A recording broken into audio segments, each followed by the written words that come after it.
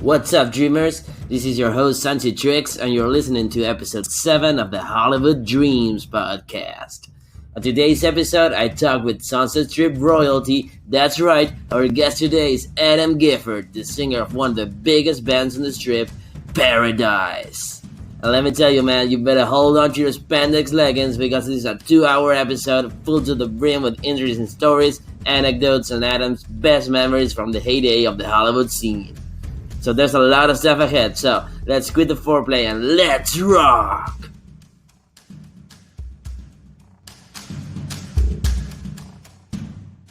Hey Adam, how are ya? What's up? How you doing, Sandy? I'm doing great, man. Thanks for being on the show. Welcome. It's my pleasure. It's my pleasure. Well, I haven't talked about rock and roll since 2016, I don't think, or something. Happy to be all here. right, yeah. Happy to have you. You, man. What's up with me? Well, ironically, I'm actually in the process of trying to put out the Paradise. I'm the lead singer of Paradise, if nobody knows who the hell I am. Paradise was a big deal on the Sunset Strip in the last generation before grunge ruined everything. After Guns N' Roses and before Nirvana, there were bands like mine, Paradise. We were selling out the Roxy and Gazzarri's and the Whiskey and the Country Club and everything that My Heroes and Motley Crue and Rat and bands like that had already done. So we finally did an album in 91 for a tiny German label that then came out only in Europe in 92 called Do or Die. And so it's the 30-year anniversary, Sandy. And so I'm trying to get the right 30 label. years. All right. Yeah, 30 years ago, I put out my first album. And it was produced by a guy who's now a big deal, Jay Baumgartner, who did the first Papa Roach album, which sold like 6 or 8 million units in 99. And then he did the Evanescence single that won a Grammy. He was working with Linkin Park, Korn, all these bands that I love from the modern era. And so it's a really great album. It still sounds great, is the point. 30 years later, it sounds kind of modern. So I'm trying to get it re-released, man. And I'm dealing with these labels, and it's been challenging. Oh my God, I can imagine. Well, I signed a But contract 12 years ago with Retrospect. Do you know who they are? Yeah, I heard of them. Retrospect was the label that kind of made it happen on MySpace in 2007-8 for all these hair metal bands that almost got signed or almost got famous. He brought a lot of attention to that, and he's the one who kind of pioneered the second stage at Rocklahoma. I'm sure you know about Rocklahoma, right? I heard about Oklahoma, but I did not realize that it had a link with Retrospect. Retrospect, and he signed our mortal enemies from the old days, a band called Paradise. That created a lot of problems, and confusion for us back in the day. And he wanted to start the war between Paradise and Paradise again. So I finally signed a deal with him in 2010. And then he sat on my album for a year until the contract ran out. So that didn't work out. And now, 12 years later, I'm trying to do it again, man.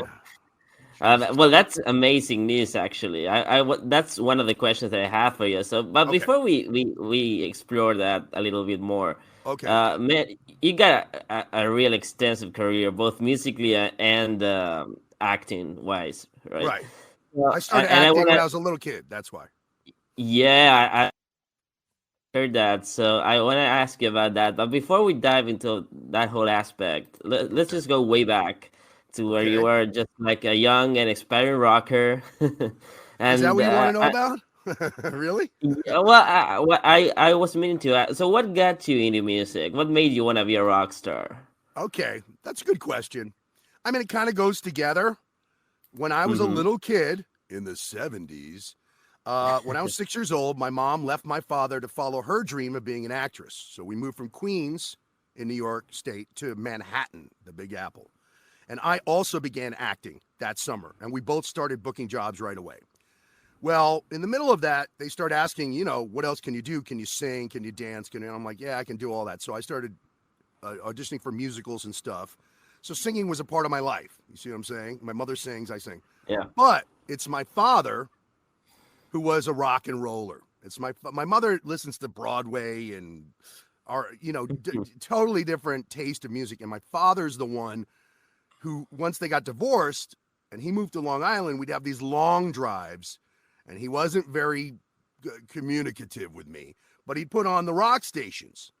So I could tell you right now, it's the same song a lot of guys got turned on to heavier music with. Is we're sitting in the car one day and boom, boom, boom, boom, and it comes on. I start banging my little head, and my dad looks over at me like, "You like this?" And I said, "Yeah." And he's like, "Oh no."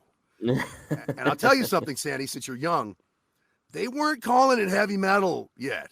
That term was not. I don't give a damn what Wikipedia says about Sir Lord Baltimore in fucking 72. That's bullshit, man. Nobody fucking called it that. It was called hard rock. I'd go to magazine stands on my bicycle to try to find other heavy acts and stuff, and they would call it acid rock, arena rock. They didn't know what the fuck to call it. And all I knew was if the guitars are up loud and it's really got that power behind it and the singer's got some balls, that's what I want. So I got into, my dad took me to see the movie about the Who. The Kids Are All Right. And I saw, oh, the Who's the first band that fucking broke their gear and pissed people off and played too fucking loud. And, you know, I was like, to me, they're kind of the first hard rock band, really, in a lot of ways. Before Cream and Hendrix, before Sabbath and Zeppelin and you know, and Deep Purple. But anyway, that was it. That was when I realized, okay, I love this. So then I got into it. I was stuck with an older kid one day. He had like a downstairs place where he could be, you know, naughty. I'm like fucking 8 years old. He's like 12. He said, he shows me Kiss Alive 1 and Aerosmith Rocks. And that was it. I was like, I'm definitely in. This is what I like. This is what I, you know. And so by 4th grade, I tried to start a band. So that's the short story of it. And then, of course, that didn't work out too well. I was trying to play drums and sing. I didn't have a drum kit. I had a guitar player who had like an acoustic, and my buddy, my best friend, was trying to like sing bass lines. We were trying to write songs. We didn't know what the hell we're doing. You know, 4th grade. What was I, 9 years old or something? I don't know what the hell I was doing. So 8, 9 years old. So that's the beginning of it all. And then, well, my mom booked a huge movie in 78. And then we moved out to LA in 79. And where we moved in California was not a rock and roll part of Los Angeles. It was like a John Hughes movie. It is. My mother found out Beverly Hills was rent control and had one of the best school systems. So we moved to Beverly Hills thinking we couldn't afford it, and turns out we could. But Beverly Hills, I ended up going to Beverly High. It was nothing but Duran Duran and Kaja Gugu and Oingo Boingo, and, you know, like, that's Beverly. Yeah. So it took I was into metal, and I was being made fun of for wearing denim or leather to school. I was being made fun of for everything about my New York existence and my rocker attitude. And it was right around that time when I moved here, 79, 80, that the term heavy metal started to become used much more regularly. Like, this is this music that's heavier. You know what I mean? Yeah. Like Foghat is hard rock, but Iron Maiden's fucking metal. And that started to get defined. Yeah. And then the movie came out in 81, Heavy Metal, which was connected to the magazine. And then they realized they had to put some heavy bands in the soundtrack. It couldn't just be Journey and Devo. So that was happening when I'm in like 8th grade. And then when I joined high school in 9th grade, fall of 81, Motley Crue's a local band, dude. Motley Crue's a local band. Their drummer's under 18, Tommy. And they would go around to high schools and give away their album they paid for. And so my girlfriend in freshman year was a rocker too, like me. And I'm growing my hair out because I left sports so I could grow my hair and do my life and do acting. And and Motley Crue is starting to build a buzz because LA was new wave and punk rock at the time, and metal was for dinosaurs, they were telling everybody. You know, nobody could get signed. So Motley Crue kind of spent that drug money from their manager, and they changed the whole scene. They started taking out ads as if they were signed. And, you know, you started hearing about these clubs that were all ages. And my little 14-year-old ass could take a bus down the road to the Troubadour outside Beverly Hills And I could see Quiet Riot, Rat, Motley Crue, Great White all play as unsigned local bands. And that was it. I was like, fuck, I'm in. I got to find a guitar player and start writing and do this for real. That's the short version. Yeah. I'm, I mean, you were at the right place at the right time, really. Hell yeah, I was. And guess what? I never stopped being in the scene. Because I was only 14, I couldn't get serious musicians, you know what I mean? Every time I'd find somebody, they'd fucking be a flake or whatever. Just so much shit I went through with fucking idiots. So it took until I didn't get Paradise going for real until I was a sophomore in college. So it took all those years. So in all those years, I saw everybody play down the street. Here's something people don't know, Sandy. The Starwood was the one club that had been like the metal holdover from the 70s. And didn't care that the trends were new wave and punk. So everybody you know about from that first wave of metal, that's the club they played. Everybody I just mentioned and more. Dawkins, and then, you know, and all those. Starwood closes in 82. The Whiskey closed at the end of 82, which they don't talk about, and I bet is not on their Wikipedia page because they don't want people to remember. The Whiskey closed down in the fall of 82, and it didn't reopen till the summer of 86. Oh, wow. When Guns N' Roses got signed and they came back and did the debut show, which I was at. So what happened was all those metal bands couldn't play the Starwood or the Whiskey anymore. The Roxy would only book bands like X and the Go-Go's and shit. And Gazzari's was 18 and over. I was 14 years old. I couldn't go there. So we all went to the Troubadour, man. The Troubadour used to be where Elton John and the Eagles played. Well, that's where I saw fucking Wasp and Stryper and Lizzie Borden and Black and Blue. And even Metallica played there before they left town. Like all the metal bands that you were going to know about and we're going to end up finally getting MTV to play them. They all played in an all ages club down the street, 10-minute bus ride from my house. So that was the real blessing of me and my 4 or 5 friends who liked metal and grew our hair out. And that, it was like such a melting pot for all metal. those bands. It was a hub for metal, bro. I saw everybody there before they got signed. I walked out on Guns N' Roses in 85 because they were just screaming and Axl's having a tantrum and spitting and kicking people in the audience and he doesn't want to sing the song. Let's start over. I fucking hated them. And they were so loud. And they didn't sound anything like Appetite. Not even close. They were a totally different band, even though Slash had already joined that summer. Poison was 10 times bigger than Guns, by the way. 10, at least. 20, maybe. They were so much bigger, and they drew so many more wonderful, lovely ladies. God, those were good times. Anyway. So this is all before I even get a band going. You see what I'm saying? That's how much of a fan of metal I am. But you mentioned that first Guns N' Roses gig at the Whiskey in 86. When they came back, when it reopened, what about it? Now they were a totally different band. They'd already cut an album that got shelved by Geffen that nobody talks about. And then they were recording, they were in the middle of making Appetite. So it was kind of more the Guns that you were gonna come to know, you know what I mean? I mean, everyone talks about them transforming the Hollywood scene. Yeah, right? It wasn't them, bro. Sorry. Here's what happened, okay? We were metal. I'll tell you a story about Poison that puts it in place. It's 1984. It's like spring, like this time of the year. I'm a second semester junior. I just met my first guitar player who went to Palisades High School, which was another rich fucking enclave. He wants to put together a metal band, and his whole purpose in life is just to beat the Nelsons. You know who they are? The Nelsons. They're considered a hair metal band too. Those two pretty blonde guys who are. Nelson. Yeah. So they're in high school and they're the darlings of that school and they're the rock stars of the school. And my guitar player's been at home just shredding, just practicing, just listening to Dawkins and Whitesnake and Rat and Halen and just getting great. So I meet with him because I've been meeting guitar players for 2 years. I finally meet this guy. So my whole purpose is to get in the scene that year because my friends at Fairfax and Uni have started a band called Warrant, and they're about to start playing the Trube. And then, so that's the time period. And I go to the Troubadour one night. Who knows who the hell I'm seeing? My best friend's with me.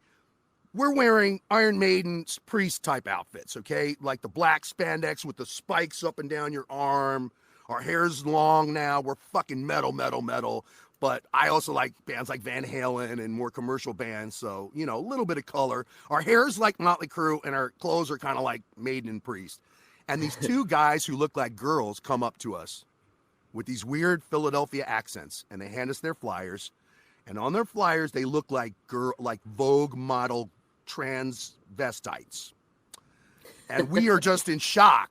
And we're like, who are these guys? Like, we think you're at the wrong club, you guys. Like, this is Santa Monica, and it's considered Boys Town, if you know what that's code for. But yeah. And they're like, no, we're from Philly, and we're glam metal. That's why we look like this, and we're going to be playing soon. And we're called Poison, and it was Ricky and Brett. Oh my god! And I'll never forget how different we looked, and and their whole vibe. We were like, what's going on, dude? I don't know about this stuff. So we went to their first show. Now, every interview Ricky does, he says they were sold out and there was a line down the block. Well, I'm here to tell you that's not true. They didn't know anybody. They were in a different style. Cinderella hadn't really even gotten on MTV yet. They were also from the Philly glam metal scene and had got the support because of Bon Jovi saying he found them. But that hadn't happened yet. So it wasn't cool on MTV. The only one looking like a chick on MTV was Boy George. Okay? And that was not metal. So we went to the first Poison show at the Troubadour, by the way. There were like 25 people in there. It was empty. And Ricky didn't even have a full drum kit. He would stand up like the guy in the Stray Cats. He had like a kick drum and a snare, and it was really weird.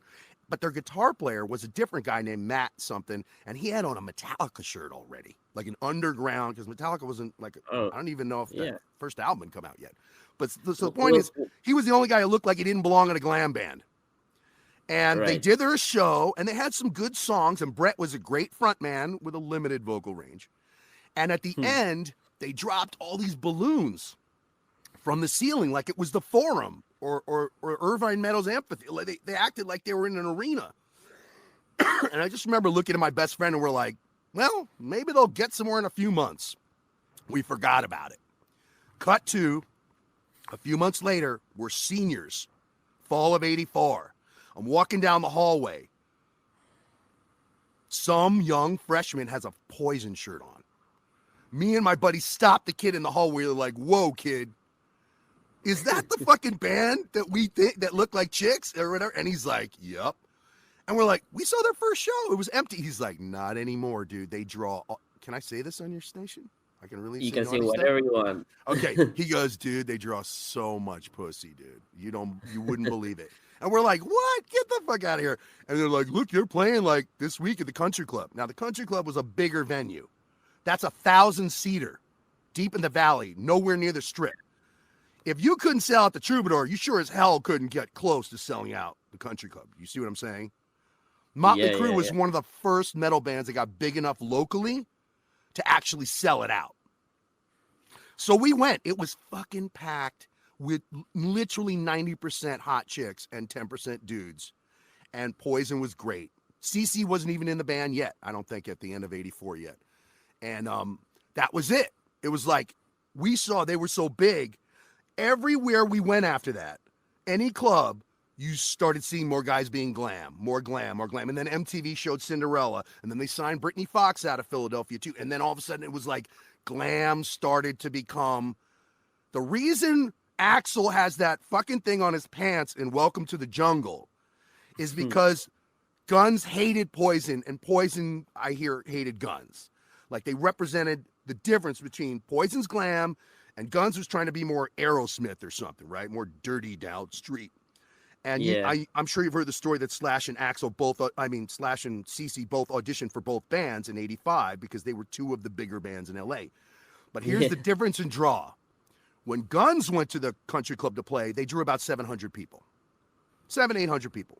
Poison got so big in a few months by then, they would do Friday, Saturday night shows, sell out both nights. Like they were signed. That's how much bigger they were. That's how much more their glam Philadelphia thing changed the whole LA scene over the next couple years. That's the difference if you were here. Now, if it's the Troubadour, it's just as packed for Guns as it is for Poison. See what I'm saying? But Poison could have done 2 sets and done 2 nights. Like, they were just huge. Yeah. And they drew more girls, frankly. A lot of scummy, druggy, dickhead musician guys like Guns N' Roses. But Poison was full of just fans. Dudes in other bands did not want to come see them. You know what I mean? And then there was a weird division in the scene, even like bands like Poison, Warrant, Black and Blue that were more commercial. They were kind of in a different lane than Guns. You know what I mean? Yeah, I saw, but bands like Guns N' Roses, Faster Pussycat, they play the Cat House.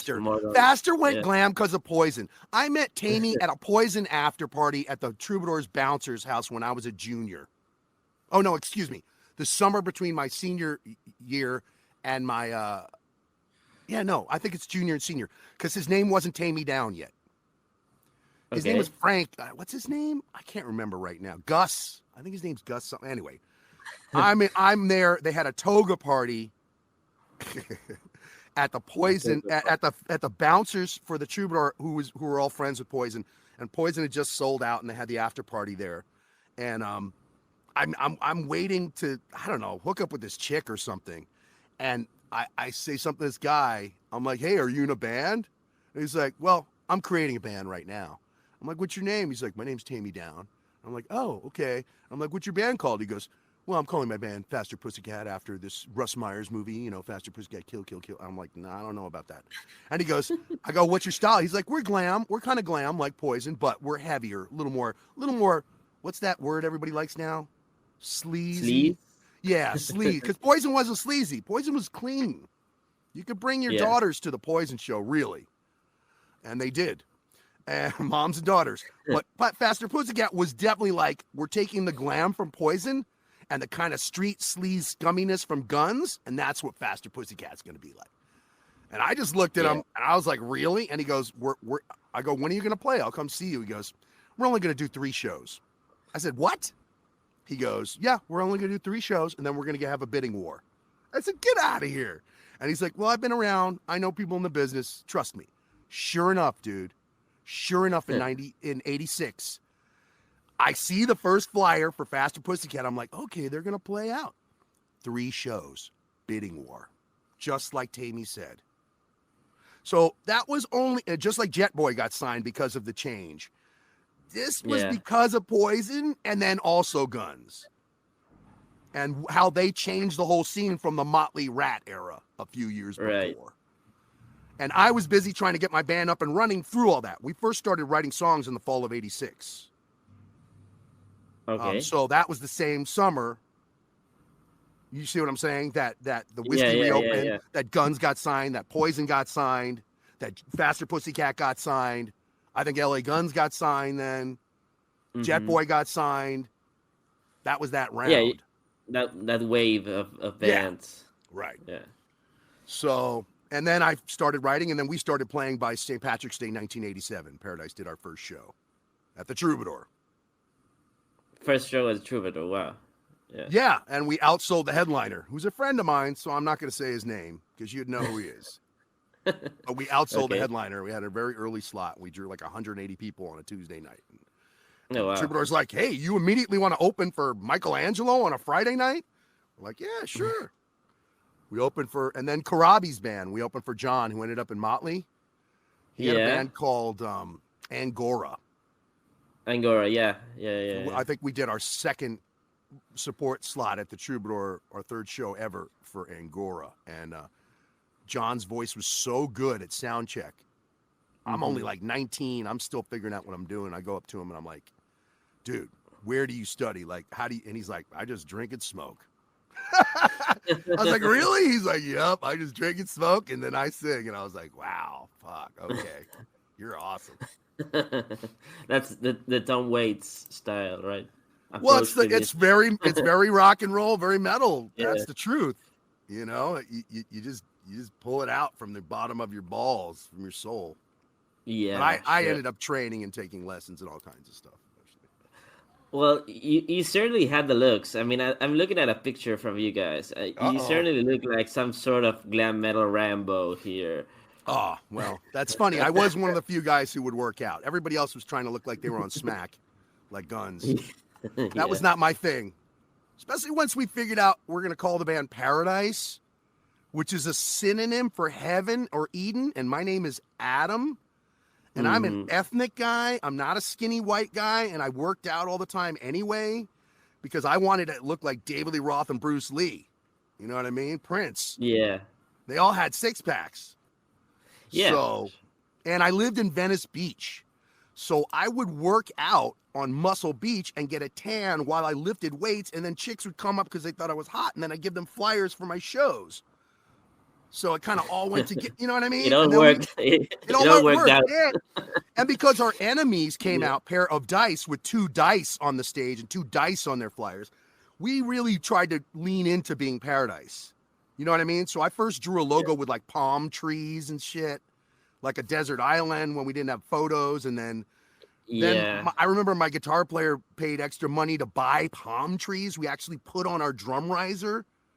and we would spend the night in Paradise on our flyers, anything to say we're Paradise, not pair of dice. It was a big pain in the ass. So that's why me working out and being tan kind of went with the image. You get what I'm saying? Yeah, absolutely. So I get that you're going. So the David Lee Roth appears. You also did the splits, right, on stage. Well, yeah, like a dumb kid, I did splits in the beginning, and then over time I realized that's David's thing. Like, and so then I started trying to do some other jumps and kicks. But yeah, I was stealing. You know, when you're young, you don't Yeah. really have your own voice and style yet. So I'd be stealing from Steven Tyler, from Freddie Mercury. I stole from Robert Plant, and I mean stage performance. James I mean, I wouldn't Brown. call it. I wouldn't call it stealing. More like being Influence, yeah. influenced. No, I Yeah. Yeah. was. But when you do the splits, they're like, that's stealing from David Lee Roth. You know what I mean? I was like, he was the only guy, you thought of. And I think he stole it from Black Oak, Arkansas, actually. I think a guy named Jim Dandy did it first in the 70s, but nobody knows him, and everybody knows Dave. Absolutely. Yeah. So Actually, David Lee Roth is a lot of the reason why I got out from behind the drum kit and I wanted to be a front man. Because you probably don't know, I did my first movie when I was 10 years old, and I actually played a drum prodigy. I was also Oh a wow. Puerto Rican heroin addict, gangbanger, street kid, but the reason Okay. I'm in the story is because he's supposed to be like a little drum prodigy who's like banging on stuff on the street with like wooden spoons. And they Yeah. had me Well, take some drum lessons to get ready for the movie. And so I really liked the drumming. And because bands like Kiss and Queen let their drummers sometimes sing lead and shit in the 70s. Yeah. Or there were bands like Triumph and Night Ranger that came up where the drummer sang lead. And I thought, oh, I can do that. But once I got turned on to David Lee Roth, I was like, oh, I don't want to be behind the drum kit. You know what I mean? Yeah. So was that your mother's influence? You being an What? actor? Oh, no. No. It's funny. I was a little entertainer like from birth. My father was an art teacher, and my mother was the head buyer for boys' clothes at Bloomingdale's. And but she sang and acted, and it was a dream, that you don't really think you can have after you have a kid and you get married and stuff. So when she finally was warming up to wanting to confront her dream, we went to see a movie called The Sting in the fall of like 73, and she could see how excited I was. And she's like, do you want to do this? Do you want to act? And I was like, I don't know, maybe, Mom. And then when she left my dad to follow it, she was like, do you want to do this again? And I was like, well, I want to do it too. So we both started acting the same time, summer 74. And I got a manager right away, and I booked a print ad, and then I got a big play. And that was it. We were in. But because I was a little brown boy, there wasn't a lot of work for me. Nobody was writing scripts for a little brown boy. So it took 3 No. years for them to push through a script for a Puerto Rican street kid in a movie of the week I booked in 77. And then 2 months later, I booked the big movie for the director who just won the Academy Award the year before for Rocky. The movie was a Oh. failure. That's a whole other story, but that's not my fault. So that was acting, that was drumming, that was everything. You know what I mean? Yeah. And she was already, and then my mom was on Broadway. When I got that movie, she was also on Broadway for the first time. And that's how she got discovered, which is a whole crazy fucked up story I could tell you. You sure wouldn't believe. But she was discovered by Bill Cosby on Broadway. Oh my God. And all I could tell you is a short punchline is my mom doesn't drink or do drugs. So Bill was never able to get her. Oh well, that's a good thing. And he tried 3 times. Oh and the movie she did was opposite Bill Cosby and Richard Pryor in Neil Simon California Suite. That was shot in 78. Yeah. So that was the beginning of us finding out about Beverly Hills and moving to California and all that. So acting is a whole thing. Voiceover is a whole other thing. I've been acting since 74. I've been trying to start a band since 4th grade. And I've been doing voiceover since 2004. So my whole life is about acting, entertainment, performing, all that crap.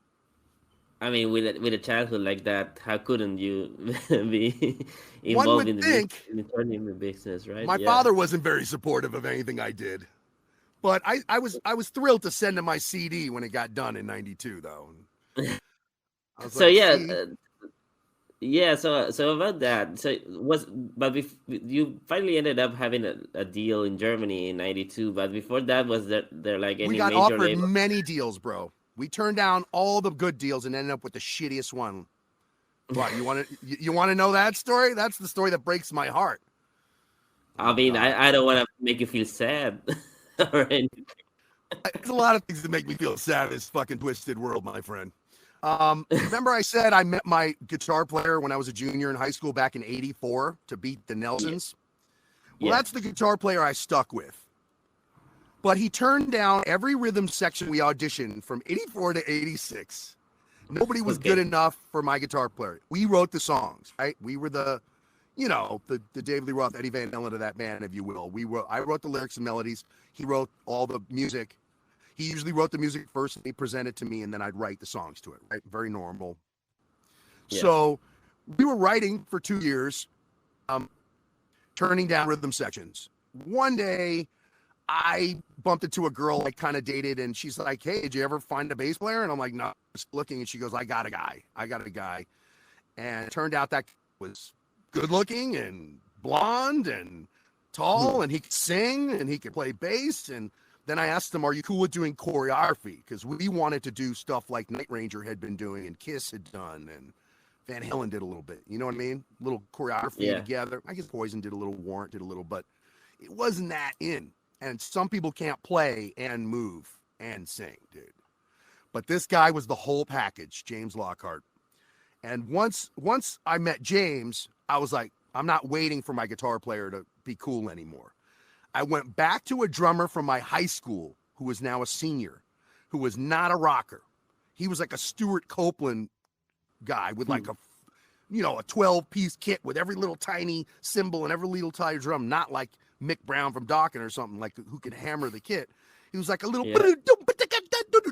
and we're like, dude, just chill out and you can play in my band. So he agreed. And then we had a real lineup in the fall of '86, and we started writing and looking for a name. And that's when we came up with Paradise, and we wrote our first bunch of songs, So that was the birth of Paradise, and really starting a real band that was going to play and go somewhere and do something. So anyway, we started playing St. Patrick's Day '87. Like I said, we were drawing right from the start, but it was a pre-sale ticket scene. That's a whole other story. And we did pretty well with pre-sales because we still had access to high school kids and people I was going to college with. And by now the strip had started to come to life and be a little less new wave. And we would flyer up there. We'd hang out in the Rainbow parking lot and flyer people at 2:30 in the morning, even though I was 16 years old. I was supposed to be there. And so at that point I was 19 years old, still wasn't legal. And we started to build our brand as we played. We then the bass player slept with this girl that my guitar player liked, so he kicked him out of the band without asking me. Oh no. Schmuck. So then my buddy Robbie Crane, who ended up in Rat for like 20 years, if you know who Rat is or who Robbie Crane is. Now he's in Black Star Riders. And he was in Vince Neil's solo band too, Rob. Yeah. Rob was Bobby Dahl from Poison's bass tech because they were out on tour in 87. And he'd gotten off tour and he came to a Paradise show. He was kind of impressed. I said, hey, Rob, we need a bass player. And you're like, he had been in a band in high school called Dream Suite that opened for Poison when they were in high school. Okay. And Rob was just a star, man. The way he played and moved, he was like Juan Croucier meets Rudy Sarzo. You know those cats, right? Well, you know Rudy, he's South American, right? But they were two of the first bass players that really put on like a show. You know what I mean? They spin and they throw their bass and they don't just stand there like John Entwistle or something. You know what I mean? So I begged Rob. I was like, dude, with you on my side, because my guitar player is a great guitar player, great writer, but he wasn't that much of a performer yet. He was kind of tethered to his pedals and his guitar was too high up under his chin. And so I was like, as long as I have a bass player putting on a show next to me, we can, you know what I mean? You know what I mean? We would be like Motley Crue, where it's all about Nicky and Vince, and then Mick can stand over there. So, and my drummer was pretty demonstrative. He was good, too, even though we had to teach him how to be metal.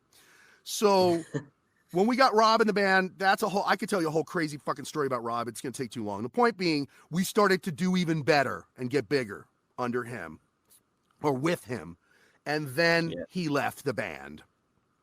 Oh, no. And then the drummer had a tantrum or something. And then all of a sudden, we had no rhythm section. And we had just played our first, like we just started to get to the point where we were going to headline shows and really look at labels. Now it's 1988. And we end up finally finding a drummer that we'd known locally, and a bass player moves out here from Arizona that's referred to me by Lonnie Huey Huey. And the Huey Huey family is legendary. If you don't know about them, they were involved with Poison and Warrant and helped them out early in their careers and many other bands. Anyway, so once we got another pretty blonde bass player and a drummer that had long hair and a cool look, he was kind of a Tommy Lee kind of guy, Nick Elliott. We took new photos and we started writing like crazy, and then we started doing co-headlining shows, and then we just blew up. That was the year. So by September 88, we got our first record offer from a guy. The guy who owned our Lockout had inherited the drum riser from Motley Crue that's in the LimeWire video, that three-tiered video that then got sold to Rat, that's also in the Round and Round video, and it was in our rehearsal studio, but we weren't a headliner officially yet. And when we did book shows as headliners, they wouldn't let us bring this giant drum riser. But I thought that's proof that we're going to make it. We have fucking Motley and Rat's fucking drum riser, man. And I painted it bright pink. Because we decided to lean into being glam that summer when we got the two pretty guys on bass and drums and changed everything in 88. So we took new photos, and everybody else in LA was by then, trying to be like Guns N' Roses. They were all like scowling at the camera, and they looked like they just woke up and they were on smack and they were drunk. And we looked like we were tan and fit and at the beach and working out and smiling and happy, paradise, good times. That's what we were selling, and it worked really well for us. So we got offered by the guy who owned the riser in our Lockout. He was a signatory with MCA Mechanics. We got offered a $60,000 deal, and my guitar player turned it down, like summarily, practically, without asking us, practically. And I'm like, what the fuck? And he goes, dude, it's MCA Mechanics. They, they're a subsidiary, and they don't have that. We can get a better deal. We can get $500,000 from a major. I'm like, really? Dude, I don't know. The whole band wanted to go and just sign because something happened that fall, Santi, that nobody talks about. Everybody shits on Nirvana for fucking our scene. Let me tell you something. Guns N' Roses album came out in 87. They toured behind it for a year and a half, and they weren't selling units. They weren't selling. They were touring, opening for Aerosmith. They got their drummer fucked up on Smack, Adler. You got Rob from Cinderella filling in, or what's his name? Fred Curry from Cinderella filling in and all this. And they're trying to make a noise, and nothing was fucking moving. Only in LA, everybody wanted to be Motley Crue. Everywhere else, they weren't selling. But when they did the Sweet Child of Mine video, they stripped all their hairspray. They took off the blue eyeshadow Axl had on, and he stopped hairspraying his hair like Poison 400 feet to the moon. And they looked like a bunch of scumbag bikers. I don't know if you've seen this video, and their hair's flat, and they're wearing leather and jeans, and but the song is commercial as fuck. Sweet Child of Mine's like a Journey song, dude. It's so commercial, but they look like they were hard and deaf and mean. And we knew that our Paradise look of being healthy and smiley and big hair and bright colors was in danger right then, because that fucking Sweet Child of Mine video blew up everything. I can't tell you how many bands changed their names and their looks that fall. All of a sudden, everybody's dirty alley, streety leather, whiskey. Easy. So, everybody went, and we were like, fuck that. We're going to stay Paradise and lean into it. So I said, dude, we should sign with MCA Mechanics because Poison was 10 times bigger than us. And they took a $20,000 deal with fucking Enigma Capital, which was also a subsidiary. And we're all getting offered 3 times more than them. And we've only been headlining for like 4 months. And his whole point was MCA is an R&B hip hop label, and they don't have a rock and roll department to promote us. So we shouldn't do it.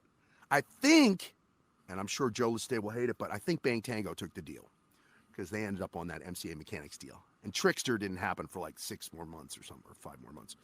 So anyway, we passed, and then we cut a new demo. We wrote more songs. We got even bigger. By 89, we were now selling out the country club, just like our heroes. And then we got this huge fucking manager, and we did these special showcases at Frank Zappa's $3.5 million studio, and we got offers. We got 3 offers in the summer of 89 from majors, no subsidiaries, and each one was about $250,000, 250 grand, 275 grand, like that, from majors. And the manager and the guitar player convinced me that we should turn them all down. Oh no. What they said to us was, you draw too many girls don't stick with you for your whole career, which of course, you're like, what about the Beatles and Bon Jovi? They didn't give a shit. And then they said, because you're like glammy and Paradise and happy and fun, we'll only give you a 1-album deal with our option to pick you up for like 250 grand, as opposed to what you're asking for, which is a 3-album deal with the band's option to pick up and $500,000 up front. Well, the last band that got a deal like that was Love Hate. Like at the end of 89. Yeah. Warrant, or I should say Janie, got a deal like that at the beginning of 88 with Sony or whoever the fuck they were on. But those deals weren't going to be happening much anymore.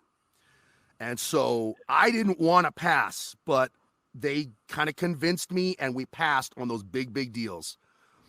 Every deal we got offered for the next 2 years after that was less with shittier and shittier labels. And that's how we ended up with the German label for 20 grand in 91. We turned down a $250,000 with fucking whatever it was, Atlantic, Capitol, Warner. And we ended up with some label that had started up because the Berlin Wall had fallen.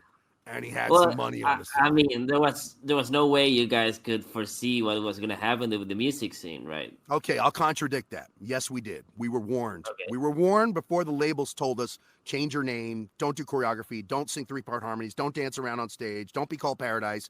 And 6 months from now, if you write heavier shit, we might give you the deal you want. In what was it? February, March... Early in 89, when we were still fully glam and we hadn't showcased for those majors and we were selling out better than ever, I have a friend who's, Quincy Jones is, right? The famous producer, of course, yeah. Michael Jackson and everything else and all his Grammys and friend, Martina Jones. And my dream was always to be with Warner Brothers, because Warner Brothers had Van Halen, they had Prince, and they had Bugs Bunny. And they had Robin Hood, and those were things that all meant a lot to me. So my dream was we'd be on Warner Brothers, and I asked Martina, can you help us get selling all this merch. Things were going great. We're like, can we get can you get us a meeting with A&R? Dude, that was the most fucked up meeting I've ever had in my whole life. It was like January, March. I'd say March, April, right around now of 1989. So Guns is just blown up, right? They're about to drop their fucking EP with Patience on it to follow up and make more money. Warrant has just blown up wearing all white leather on stage doing TV. That's where things are at. Bands like Chili Peppers and Jane's Addiction, they just started to break out, and MTV give them attention, more alternative acts. And we went to this guy named Rob Cavallo. Look him up. He's a legend. And we go in with our demo, me and my guitar player. We're hyped. We think he's going to be stoked on us, right? We're selling out. We're on fire. He puts our demo in. He plays 3 seconds at the beginning. He fast forwards to the chorus. He goes, He fast forwards to the next song. He does the same thing to like 2 of the songs on the Ford demo. And he throws our demo back at us. And we're like, what? Oh, and he goes, dude, that's pretty good, but your time is over. And we're like, oh, no. What do you mean, dude? And he goes, in the 90s, this shit isn't going to fly. And then he pulls out a demo, and it's Winger. And it's the demo for the first album. And it's all the singles that made them sell like 5 million fucking units. And he said, I passed on them. And he throws that in a pile.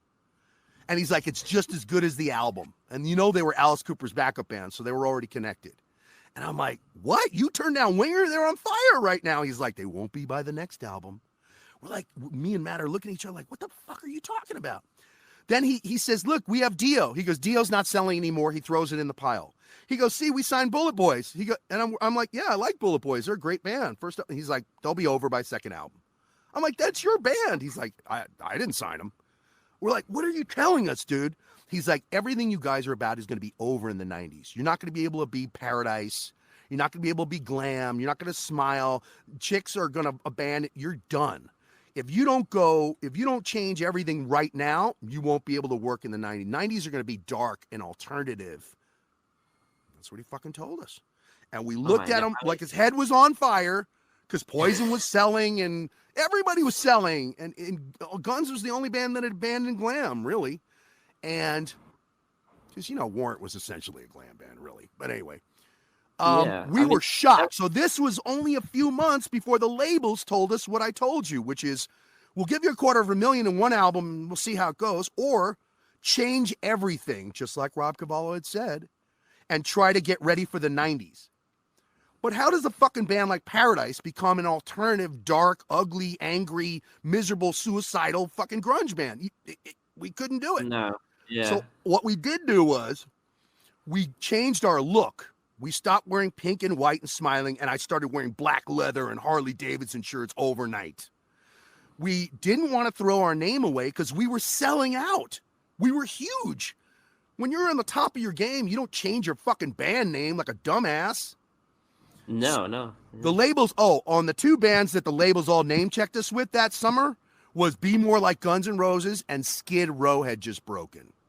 And they were like, if you're more like Skid Row, then chicks like you, but dudes also like you. And we were like, oh, okay, well, I'm not going to get a nose ring that attaches to my earlobe, but like the guy in Skid Row. But okay, we'll bring up more of our heavier, darker side that was a part of the original songs before the pre-sale scene made us kind of lean into all the chicks that were buying our tickets and our merch and coming to our shows. Does that make sense to you? It was the pressure of the scene that made us go glamier. We weren't really glam in the beginning at all. If you hear the first 6 songs, we were a commercial hard rock band. I was the only guy who kind of looked glammy because I was pretty, but I didn't wear a lot of makeup. I just would put on like lip gloss or something, and that would be it. Yeah. So, anyway, that was the journey during those years after Guns N' Roses and before Nirvana. It was Guns change that first crippled the scene and changed everything. And then it was bands that were alternative finally getting airplay on MTV and on radio like Jane's Addiction, Faith No More, Red Hot Chili Peppers, that started making the labels go, we want to go that way in the 90s. You know what I mean? So All this happy, Yeah. smiley 80s shit is going to be dead. And they were It's warning gone. us Yeah. in advance. So it's basically change your entire music style, attitude, Right. sound, or you're done, and that's And throw basically away all your fans and betray them and piss them off too. So yeah. we were worried because we had a country club. We had headlined the country club once for the first time, right when all this was happening with the big labels that summer, and we had a second follow-up headliner show. And I was like, dude, are we gonna change everything overnight and freak our fucking fans out? So we had to decide how far are we gonna go. You know what I mean? So And when it's like the fucking interview on the Warren video, the Big Talk video, the when one. he goes into the office in 90 and Alice in Chains. Yeah, everybody's heard that story. Yeah, and then he puts out fucking whatever, the Cherry song. Yeah. Too bad. But you know, like I said, we kind of, so we actually written a few more heavier songs. And even at the photo shoot, we took some wearing like brighter colors and smiley, and then we took individuals that were dark and heavily shadowed and already looked more like, you know what I mean? Like dangerous. Yeah. That guys could think you're cool, but girls still think you're sexy. So we were able to switch our photos and change the colors in our logo between shows. And I was able to throw out my pink shirt and my blue pants and I wore like a denim vest with a black leather one underneath it. And I took all the hairspray out of my hair, tried to flatten my hair. Like we changed those things technically, and we wrote a bunch of heavier songs. Like in like a month, we wrote like 3 or 4 more heavier songs. We threw out some of the more candy ass commercial songs. We brought back some older heavy songs from the beginning of our career, and we changed our set. And the crazy thing was, dude, they were partially right. We fucking killed at the country club. If you go on YouTube, I think the whole show's on there. I think I uploaded that whole country club show where we first went black leather. I checked that out. Yeah. The girls didn't mind, and a bunch of dudes finally stopped thinking we were a bunch of glam fags, which I know it's not okay to say that, but that's what they called us back. And it was meant to be an insult. But as you can see, I look like I'm going to snap your neck, so not everybody would talk shit to my face. Right. That was the other good reason to lift weights and everything. After somebody called me a glam fag, I'd turn around and say, "Oh yeah?" And they'd run. And that happened more than once. I'll be like, "I'm from New York, buddy. I'm not some California break your neck. And then I'll fuck your girlfriend. And then I'll wear her clothes at the show." How about that? That was my attitude. So we kind of changed and went along, and guess what? We got bigger. And the next thing you know, dude, I remember going to the Strip, and some punkers came up, and they're like, "Dude, Paradise, fucking you guys are cool." I'm like, "Punkers?" And some goth people, and like all of a sudden, dudes would come up, and they weren't ashamed to say they like Paradise. We were like, "Oh shit, the fucking labels are right. Glam is find a balance." You see what I'm saying? Yeah. Like we would have been that band already from when we started, but pre-sale tickets made us go to the girls because dudes would not buy your pre-sales no matter what you did. They would not. One of the big things about LA is your other bands would come to your show and they'd come through other people's tickets or guest list, whatever, and they'd stand in the back with their arms crossed and scowl and judge you and shit on your band. That's what fucking dudes did. So you're like, why the fuck would I go to them to sell my tickets? I'm going to go to this chick in high school who's got 10 friends and sell, and sell tickets for $10 and make that $100, That's how we did it. So they liked the more commercial songs. So we ended up writing more of them and putting more of them in the set in 88. Getting prettier band members, writing more commercial. You see what I'm saying? If it wasn't for the LA pressure, we would have never fucking went glam. I could tell you a story that leads into that. All right. How old are you, Santi? I'm 30. Yeah, so I'm kind of young to have been part of that. Yeah. No, well, yeah, you wouldn't have seen it, but a lot of people who like that era are kind of around your age. So you probably never heard of a movie called The Idolmaker from the 80s, right? Never heard of it? Man, All right. It's embarrassing. There's no reason you would know. Anyway, that's based on a real manager in the 60s who was a part of creating the teen heartthrob pop star scene, like Frankie Avalon, or you know what I mean? Yeah. There were guys that were like before Justin Bieber and in the 60s. Well, this guy made a bunch of them world famous, and then there was a movie about it. Well, when we only had written 6 original songs and had a real pro show, we got a special showcase with the Idol Maker in January of 1987. And we did it at this special studio, underground studio, and we did our 6 songs and put it on. And there was nobody there but him.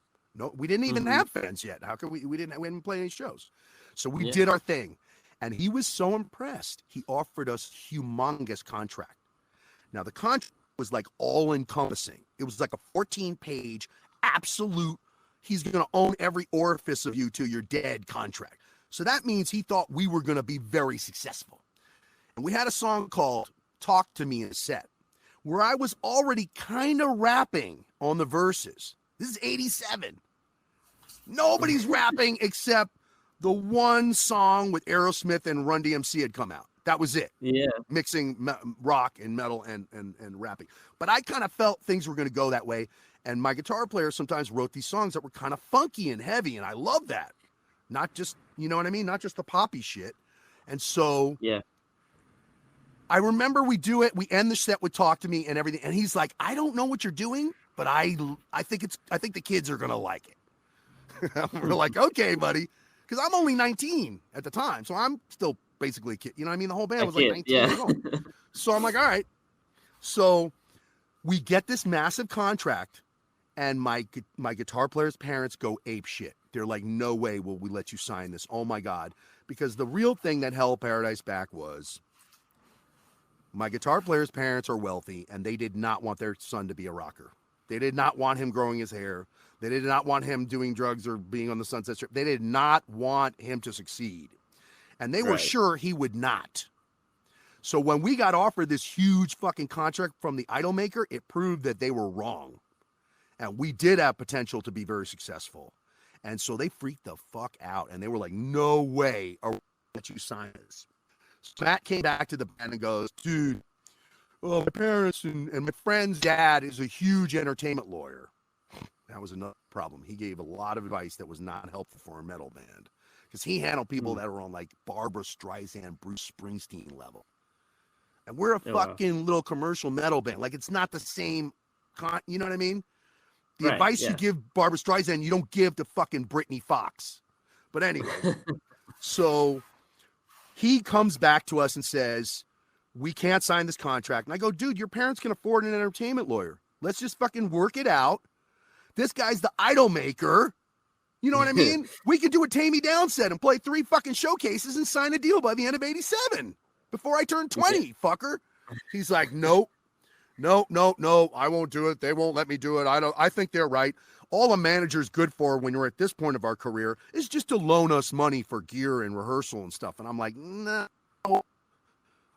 You're like that. He can call the head of the fucking label, dude. He's not going to call some A&R guy. He can call the head of A&R or the head of the label, and he probably got his relationship with these fuckers for 30 years now, and he can just bypass stuff, and we're writing really good shit. Why should we fuck around, you know, doing pre-sales in the local scene? He's like, well, we need to do that to prove ourselves. So here's what I'm going to do. I talked to my parents.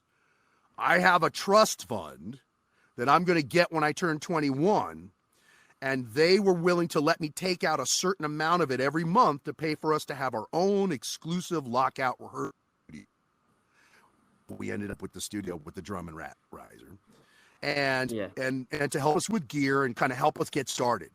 And you guys will all sign a contract to me, the guitar player, so that when we do get signed, I get reimbursed all my money from my trust fund. And we all just shrugged our shoulders like, well, we don't have anything. Fuck it. We all signed whatever, the contract. right? So that's power to take decisions like kicking out the bass player without asking anybody.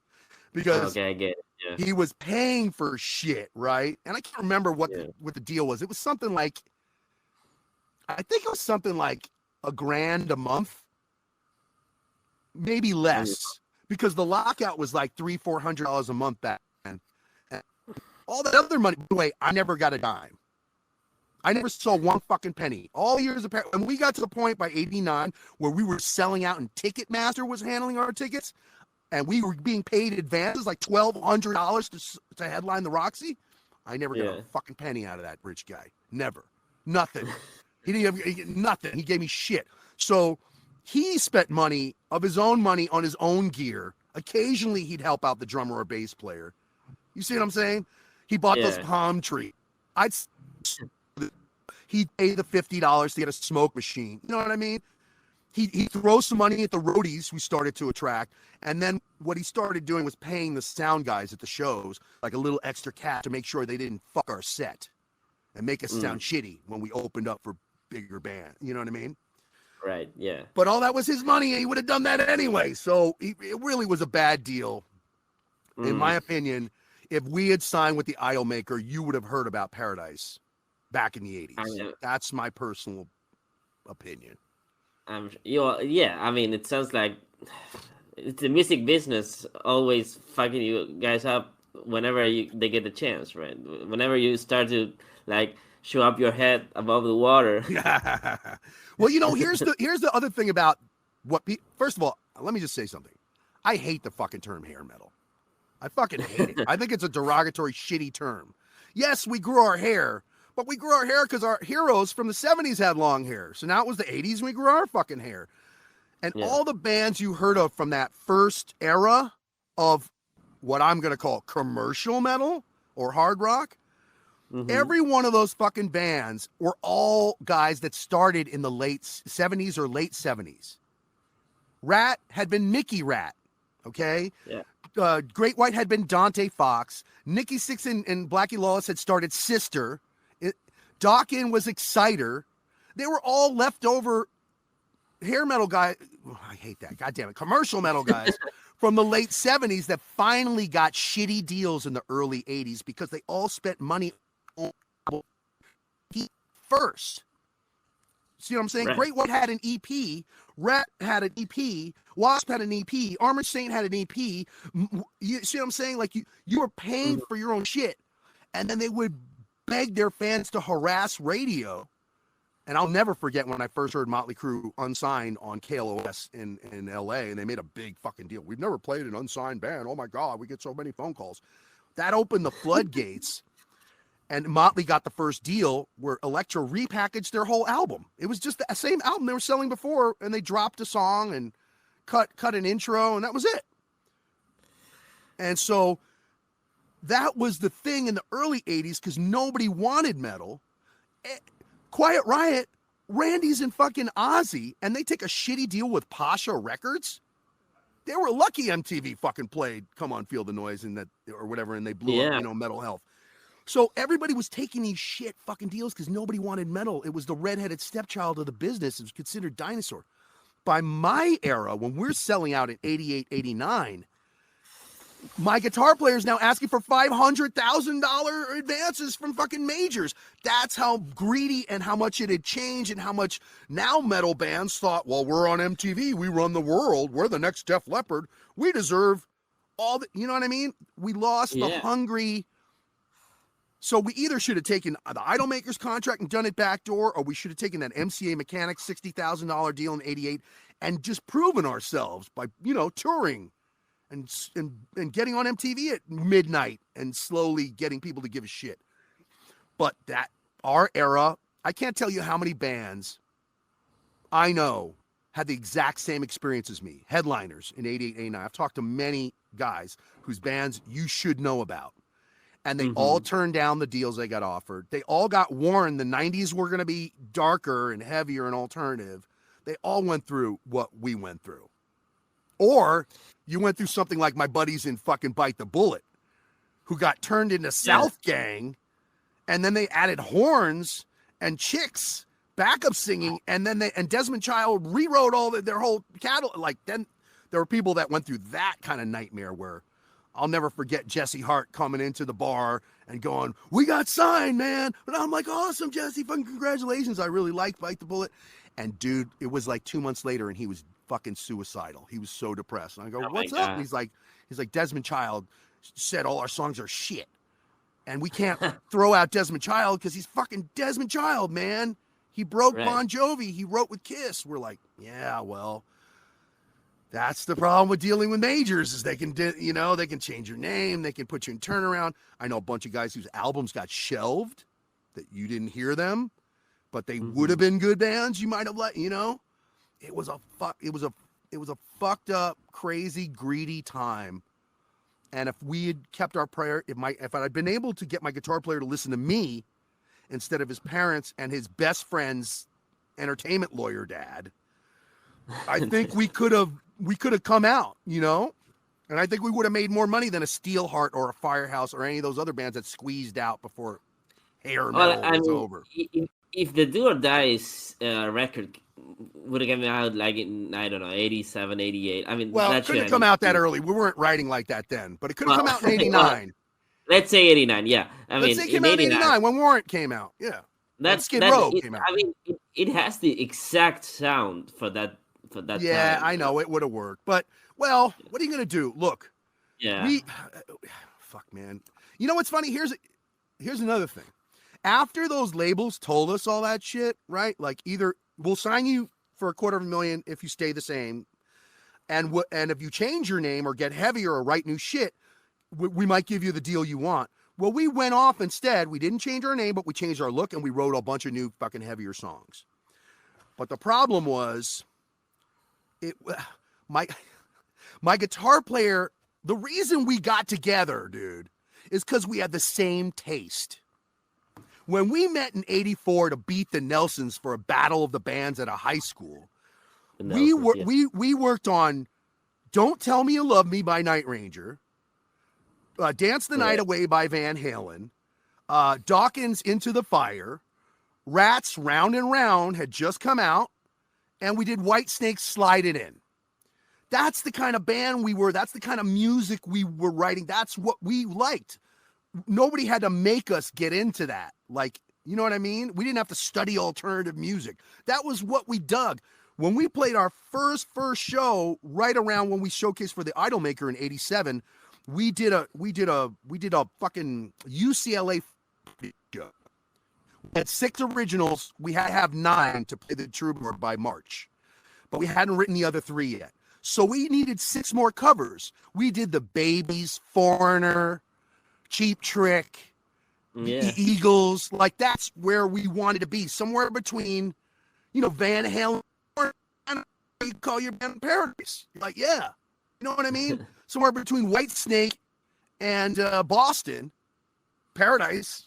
You know what I mean? So that's how Matt wrote. That's how I wrote. It all worked and made sense.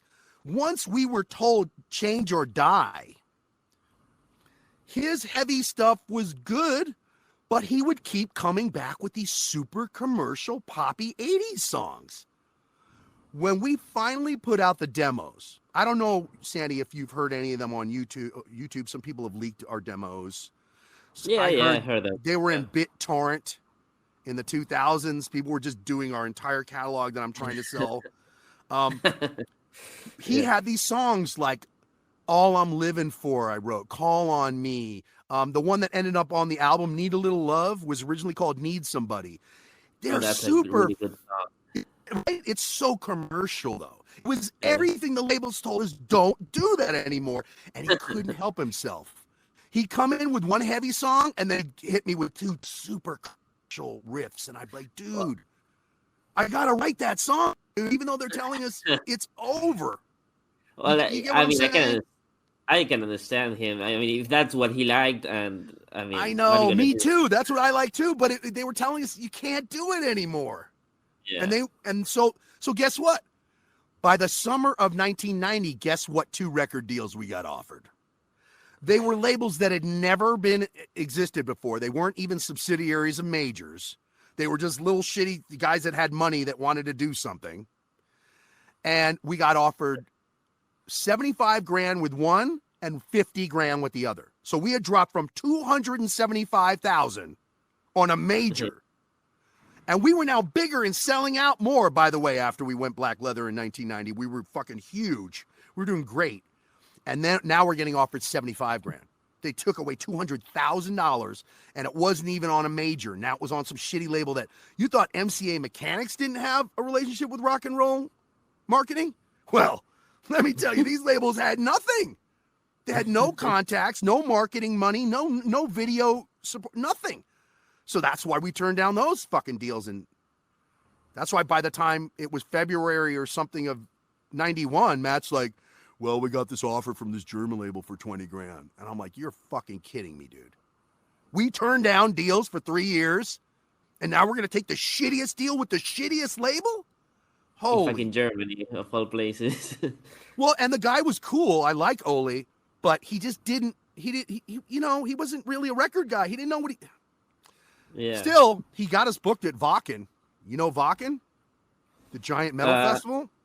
Oh, yeah. It's one of the bigger ones in the world now. Well, he booked us for 92, but I had such a bad time cutting the album in 91. The guitar player kicked out another bass player, our most famous popular bass player, like in the fall of 90, after we turned down the $50,000 and the $75,000 deals. And I had no more friends in the band. He was really tight with a drummer who I brought in, but he was a spoiled rich kid, just like my guitar player. So they kind of teamed up against me. We didn't even have a set bass player. We were in this weird place. Something you may not know is Bill Gazzari died at the beginning of 1991, and the Strip started getting attacked by the West Hollywood Sheriff's Department. They started making us go home at like 11 o'clock and shit, and started beating people and fucking rousting and ruining the scene. Because Bill had been giving the cops payola for 30 years or more since the 60s and allowed the Sunset Strip to be an all-ages scene because the Whiskey and the Roxy are all-ages clubs. And even though Gazzari's is 18 and over, they started serving food. And so you could get 16-year-olds in. That's why we would play Gazzari's, because we could get our high school fans in the shows. Right. But it was an all-ages scene with lots of drug use and alcohol with people under 21. So West Hollywood had wanted all us rockers out of there for years. So once Bill died, it was crazy. It was like Bill died, the cops descended. We decided to take the shitty deal. My guitar player's like, let's not play while we're recording. I'm like, dude, the whole scene's falling apart. Now we're going to lose our draw while we're in the studio for 8 months. And then the fucking Nirvana video dropped while we were recording. We would have MTV on the whole time in the background. And I was in the studio that day, and the fucking video came on, and went, oh shit, this is what Rob Cavallo was telling us about. Yeah. Now, 2 years later, when that video, we knew our time was over in America.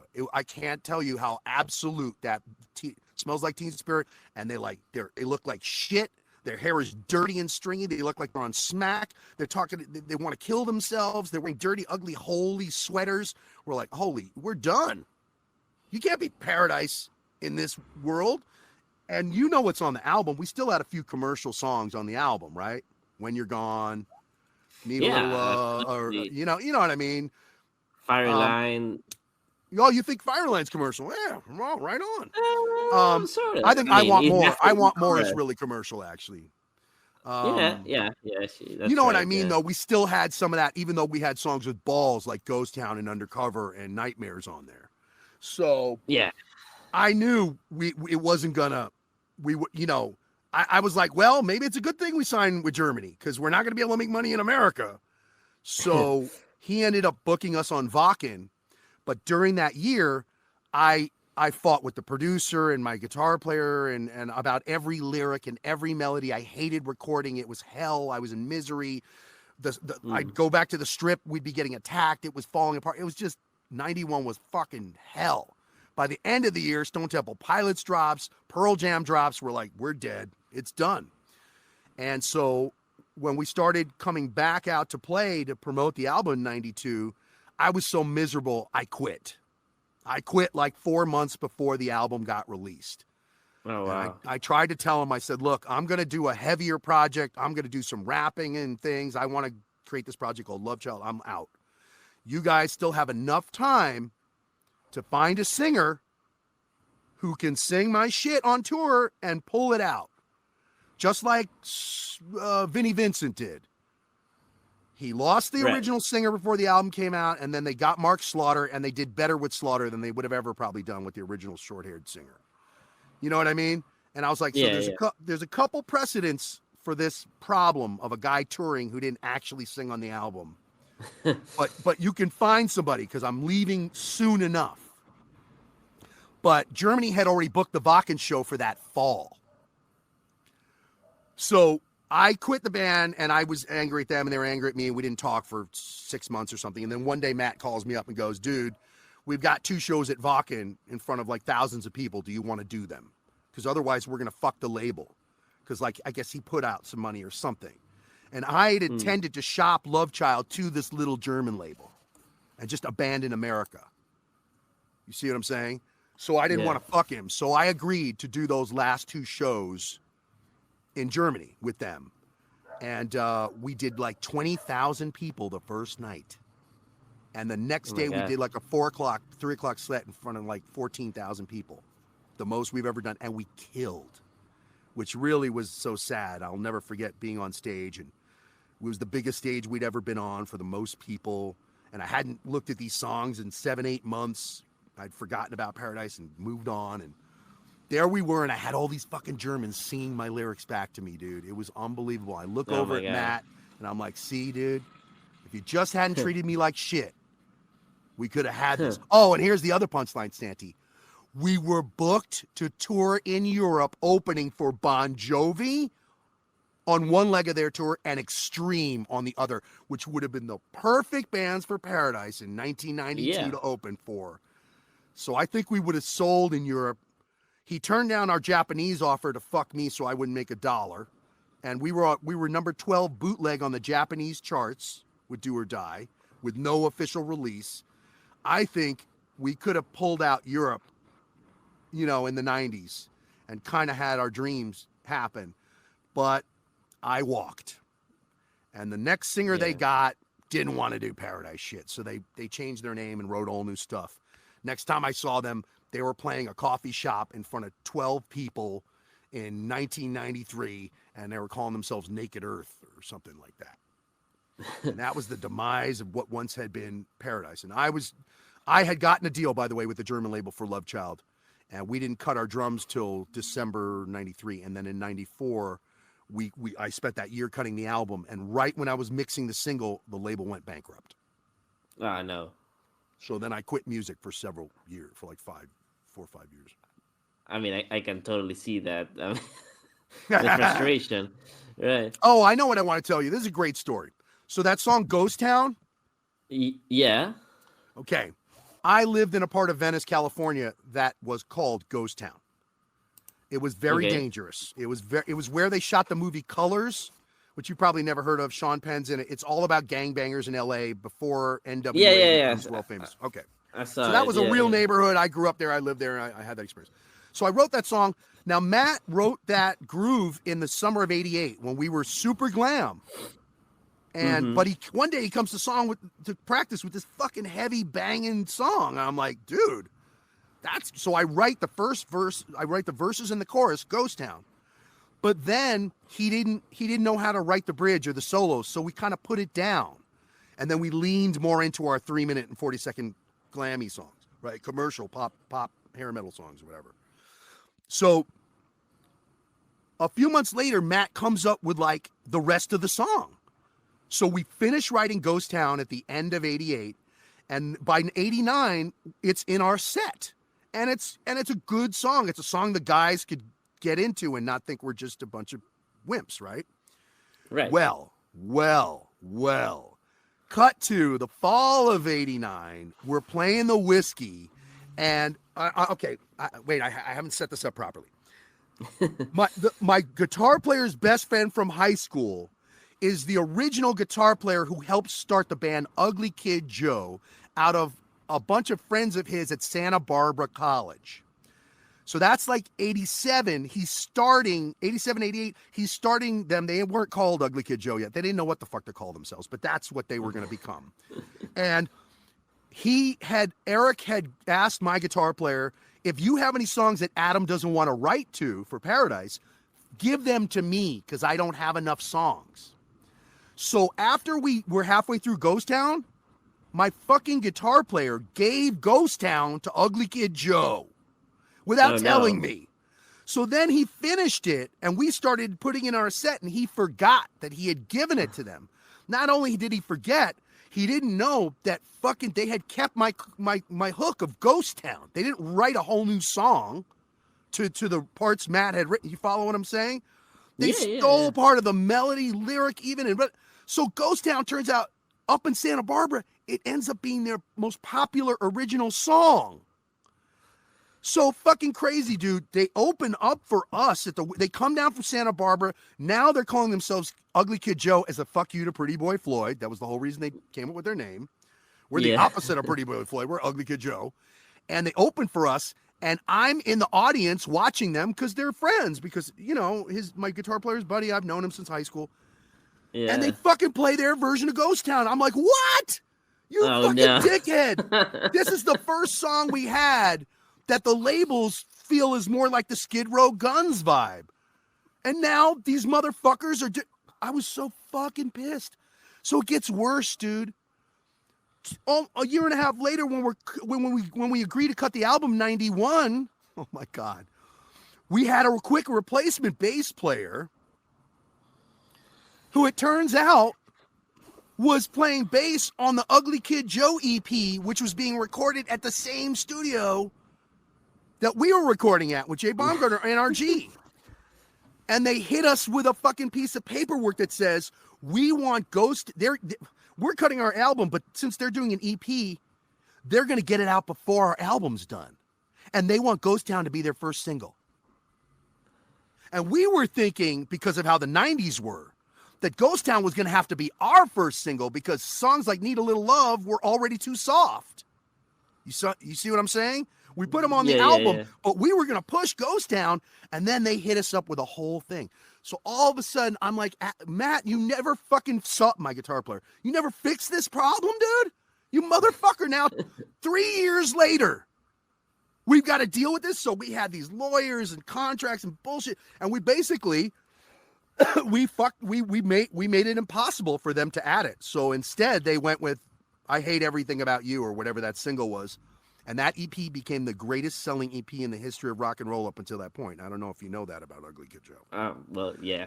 So, I mean, my mom loved, even my mom likes that song. Oh, God. Right? You make me feel like a grandfather, Santi, your mom. No. Jesus Christ. I know. I probably got a fucking grandkid out there somewhere. So that was the punchline, dude, is fucking Ugly Kid Joe came up off of our throwaway songs. They end up blowing up in the States before we even come out, and we kind of tried to cripple them by stopping them from putting Ghost Town, which was their most popular song, and ended up doing them a favor, because Ghost Town might not have made the money for them that Everything I Hate About You or whatever that fucking song is. So, and by the way, our friend, the guitar player, he either got kicked out or left or something during like the recording of the EP. So after all those years, the guy who took our songs to them and helped them build in Santa Barbara, you don't even know who he is. He didn't even end up in the videos or do shit. He ended up in Naked Earth. That's what he ended up in. That's the joke. I mean, that's crazy. Yeah, life's crazy like that. Ghost Town, man. Unfucking believable. Hey, and here's the other joke is, if we were smart businessmen, if we ever made one decision that was right, which clearly, as you can tell by this interview, we never made one right decision. We got offered a lot of great shit, but we turned it all down. We should have fucking thrown Ghost Town off our album, let them have it, and made all that money off the publishing. You see what I'm saying? Because it was going to be the biggest EP in history. So we should have just said, fuck it, we'll write another song. We wrote Nightmares and Voices for the album. We never played those live. We wrote those just so we weren't putting some of our more commercial songs on the album, because it was the 90s. We're firmly in the 90s. So, God, Ghost Town, Ugly Kid, what? I went to the first Poison show, the first Warrant show, and then watched their careers blow up, and I was still going through guitar players. Um, uh, what can you do, right? It is what it is. But I mean, so you have now I'm going to put yeah, out, I'm trying to put out the 30-year anniversary of the album, but that's also an entree to putting out all the other songs that were on the demos from 87 to 91. And cool. there are Yeah, some really good songs. And we actually did really good. We did a bunch of demos with the same producer who did Do or Die. So some of those demos are so fucking good, they sound like album tracks. Because the minute we started yeah. working with Jay, the quality of our writing and production just improved unbelievably overnight. So I think people who love this stuff and are really into hair metal, they're going to love commercial Paradise songs like Wild and All I'm Living For and Call on Me. And, there were a I'm. bunch of them. I mean, I can't wait to hear those. I mean, I love the Do or Die CD. So Thank you. I'm I'm glad. I've leaked a so little bit of it on YouTube. Like, I think I put the original demo for Need a Little Love when it was called Need Somebody. That's on YouTube. I might have put All I'm Living. I think I put a live version of All I'm Living For on there. I mean, that sounds like a home run, but only if it had come out just like a year earlier. Like it would have been like, it sounds like a White Lion song or you know what I mean, or something. Something yeah. that was selling. Yeah, well, But anyway. yeah, things happen the way they happen. So what can you do? Well, But also, so here's the next part of that. It's the yeah, 2010s, bro. I've quit music. I'm focused on my voiceover career. It's like 2013. And the singer from a band called The Wild comes back to LA. He's a Native American lead singer. I love right, Johnny X. Green.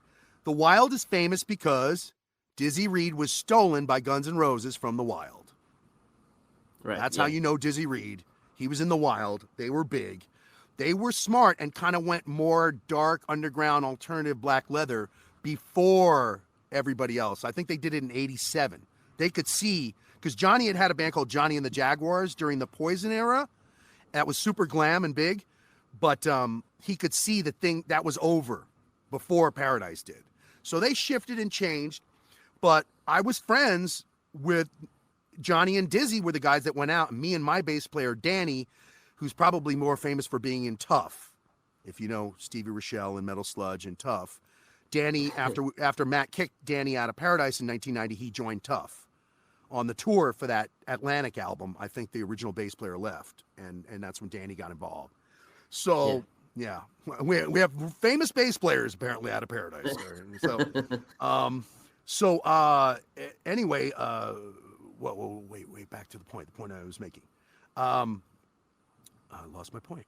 You're talking about the Wild. Yes, thank you.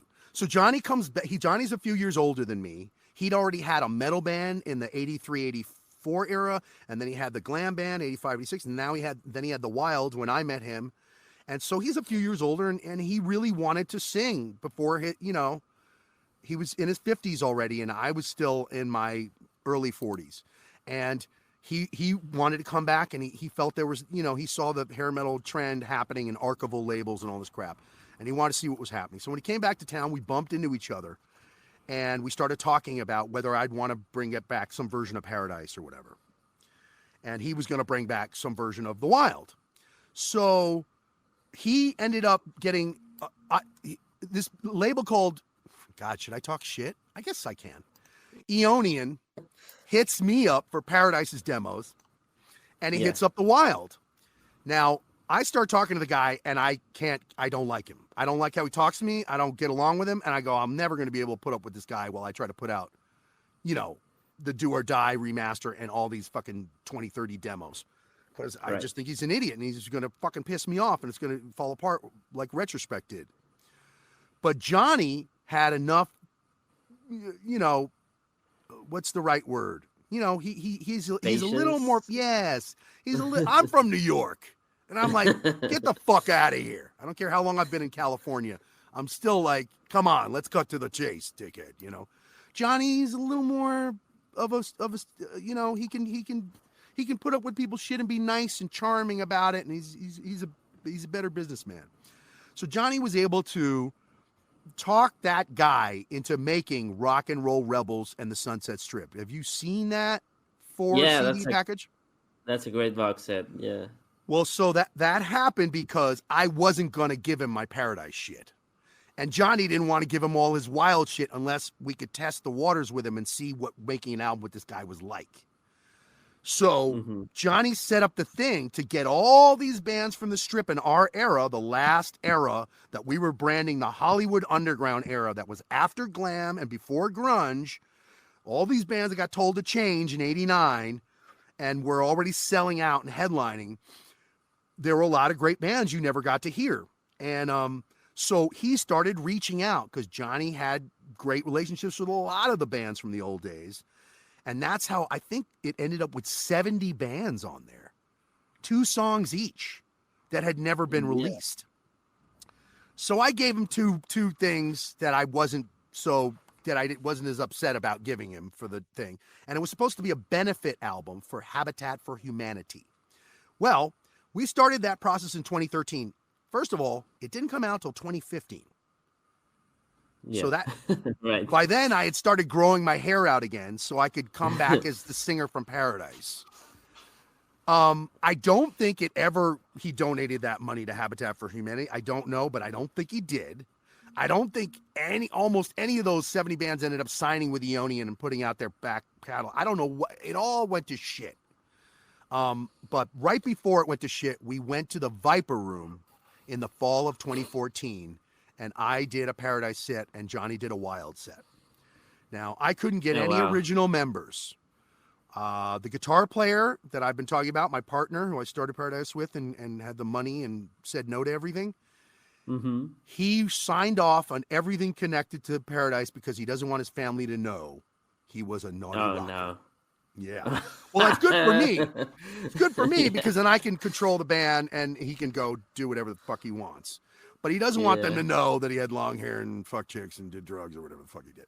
So he sent me an email back in 2008 saying, Adam, you can do whatever you want. Good luck, with Paradise. And that's what allowed me to sign the retrospect deal and talk to Eonian and everything I'm doing. So anyway, I couldn't get him, and he wouldn't have the chops because he stopped playing guitar. So he couldn't have done those. He couldn't have played that fucking album. There's a lot of shredding on that album. One of the other problems is in the 2010s, nobody shredded anymore, Santi. I was in the scene in LA and I met a bunch of young guitar players and they couldn't do it. They didn't have it. They don't have the chops. It went away after grunge because nobody shredded during grunge and after. I don't know if you remember, there were no guitar solos in hard rock from 1998 to 2005. And Disturbed, yeah, that's right. Disturbed did a press release that, hey, we have a song with a solo on our 4th album. Oh my gosh. That's how much fucking guitar playing went away. That's why I'm such an Avenged Sevenfold fan, because fucking Sinister Gates is the shit.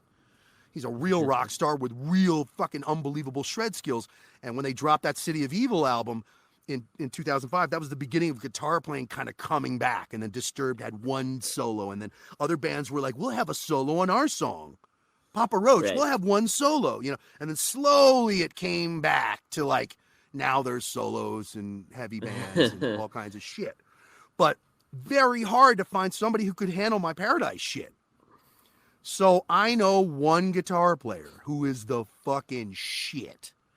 And I met him when he was in 8th grade. He was one of the first guitar players I turned down when I was in high school trying to start, because I was a sophomore or something and he was in 8th grade, and I was like, I can't be in a band with a guy in middle school. Well, years later, when I left Paradise in 92 and I was writing Love Child material with a whole new bunch of musicians I'd found out of MI. That guitar player, I had written some songs with him and a bass player friend on the side for like 8 months to help them out, because they, I was cutting an album, and I took a songwriting class too with a Motown songwriter and all kinds of stuff. So I had some skills and they wanted me to help them. So I wrote a bunch of songs with Jay. This guy's name is Jay Gore. He's fucking unbelievable.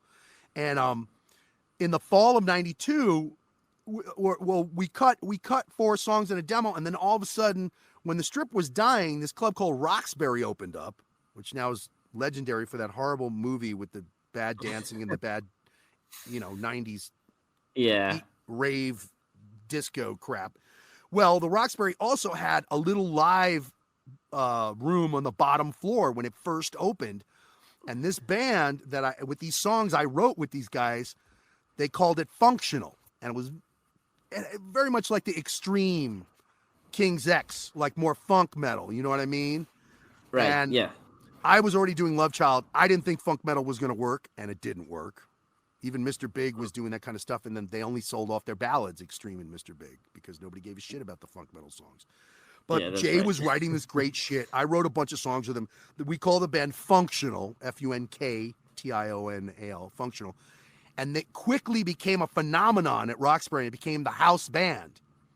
But because I'm a dummy who grew up on the concept that a singer can only be front one band, you can't be in 2 bands, which changed for every musician in the 90s. They joined every band. By 93, every guitar player, bass player, and drummer I knew was in 4 fucking bands. But I didn't want to do that. So I was like, well, my loyalty's to my Love Child project. You know what I mean? So I'll do the first couple shows. And then one of the women I brought for backup singers, she can handle it. Change all the she's to he's, and she can sing my songs with you guys. Well, they became a big deal in 93 and became the house band at Roxbury. And all kinds of fucking great people jumped up and played with them. And every couple months I would go back. While I was developing my version of Love Child, I would go back and check out what Functional was doing.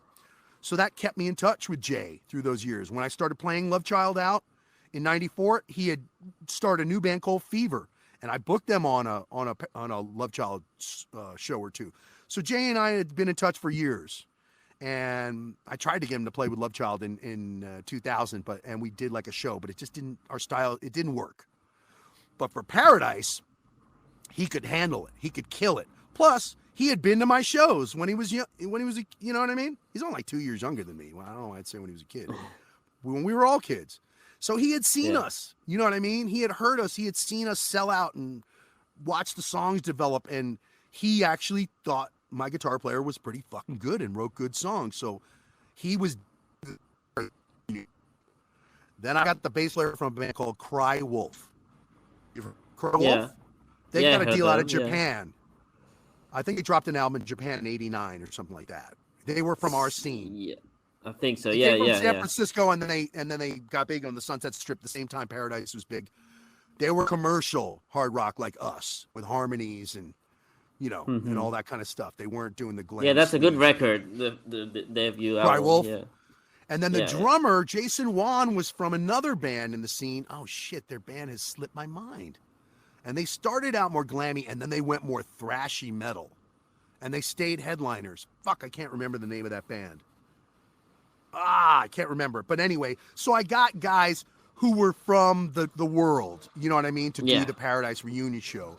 But really, I was the only guy. And then Johnny couldn't get anybody either, so Johnny was the only original member of The Wild. But we packed the shit out of the Viper Room. It was a very, very successful show. And then all the same politics in Hollywood and the Strip were still happening. The promoter fucked us on some stuff, and then there was a guy from a band from the old days that works at the club, and I heard he might have said some fucked up stuff about us, and he wanted it to be more of the real underground scene that had, you know what I mean, that had birthed bands more like, Soul and Electric Love Hogs and, I don't know if you know. It was the same division that had kind of existed back in the day was still, they hated the glam fags. I don't know. You know what I mean? Essentially, it was like, there was still weird shit. So it all was like just a problem, and dealing with the Ionian was a problem. It's funny because it's kind of in style again now, right? What is in style again now? Glam? The glam, yeah. Well, I mean, at least how many records does Crash Diet sell, dude? Well, I mean, come on. Yeah, well, not an 80s level of no. Big, right? Well, plus, ever since MySpace in 2007 started that whole trend of Rocklahoma and archival labels, and I started getting hit up with offers. I've heard everybody's shit, dude. I got turned on to all these new bands. People, every 2 years, somebody tells me they sound like Def Leppard, and then I hear them. I'm like, no, they don't. Somebody's like, oh, they sound like Bon Jovi. I'm like, no, they don't. If it was good, what's the best one I have? There's this band out of Sweden. I'm sure you know them, but I can't remember their fucking name for the life of me. There's a lot of bands out of Sweden right now. Right, but the one that was the first one, like 10 years ago. Crazy Legs. I've heard them. No, this is before them. Even God, I wouldn't even know how to look up their name in my fucking iTunes here.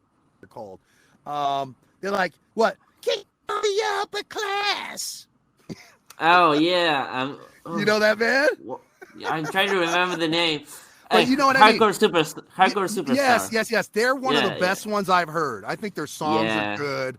I think their production's good. Yeah. And then the one that Stevie Rochelle from Tough was managing was Swedish too, and they were getting a little heat back in the late 2000s. What the fuck were they called? I saw them play a few times. They were good. I can't remember. Anyway, you know what I mean. You know these bands. So I've heard them. I've seen them, and none of them made me go, whoa, that song should be on the radio. You know what I mean? Like, that's going to bring it back. Well, I mean, it's not bringing it back. I mean, it's like a shadow of what the 80s were, right? I mean, not it's even in a the shadow. Style. It's a fart of a shadow. It's in the style. I mean, at least there's some. It's in the style. At least it exists, right? But yeah, it's not the same. Well, like here, I'll give you a perfect example. Do you watch that show Peacemaker? Yeah. So, John Cena's character is a hair metal fan, right? They do a whole Faster Pussycat song. He dances by himself in the room. He's got Pretty Boy Floyd vinyl in his hand. They put Wigwam on the soundtrack. They put Crash Diet on the sound. All these bands have been getting music placement on the whatever 8 episodes of Peacemaker. I think that's going to happen more. That's what's been the trend that's happening, and that's part of the reason I'm trying to put out the whole Paradise catalog, because we have a bunch of songs that are so good. I think you're going to hear the 20 seconds of them on a TV show and think, wait, I heard that on the radio in 1988 or something, and you didn't. But you're going to think you did. You know what I mean? And I think a lot of these bands, they've been getting discovered from that show. And a couple other shows that have been playing stuff where you could take your cell phone and say, name that song, point it at the fucking TV during COVID, and you're like, oh, Wigwam, right. I've never heard of them. You know what I mean? Hardcore Superstar, Crash Diet, I think there's going to be more of that happening because people are getting into that. It's finally not, totally lame for you to like hair metal. Like Steel Panther going legit. Perfect example. I saw them when they were in metal school. I saw them when they were doing 20 years ago at the Roxy on a Monday night and packing it in with like little college girls showing their tits on stage. I was like, really? And all they would do is like one Motley Crue song and then make jokes about fucking each other for 20 minutes. And then they do one Bon Jovi song. And then somebody said, no, dude, you guys need to write originals and change your name from Metal Shop or Metal School to Steel Panther. To whatever. And then they wrote their songs. And I got to say, their songs are funny, but they're really well written and produced, man. Oh, yeah. Those songs really sound like hits from the old days. Yeah, they could totally be songs from, absolutely. Except the lyrics are a little bit, a little bit. On the risque side, I would say, right? But then again, I'll never forget getting ready to go promote on the Strip in '89, and this song comes on the radio. This band called Dangerous Toys, and their song's called Sportin' a Woody. I was like, Sportin' a Woody? That's your single? Sportin' a Woody! Watch them titties fly! I was like, get the fuck out. So if that was considered legitimate, then Steel Panther's legitimate too, Absolutely. Sportin' a Woody, and there were a bunch of stupid songs like that. You're like, wow. Jackal came out. I was like, this is serious? Wow. Jackal. Yeah. You know what I mean? Yeah, right. and Skinny Bob. What the fuck's an Skinny Oh, Bob? that is kind of right? a stupid song. Yeah, Poison did put out a few fucking yeah. That's what I mean. People were doing stupid shit too, even then with lyrics, and you're like, what the fuck? So Steel Panther to me is better than that stuff, you know. And I've seen them in Yeah. every incarnation before they even put out albums and did arenas like they do now. I can't believe what they've done. It's pretty amazing.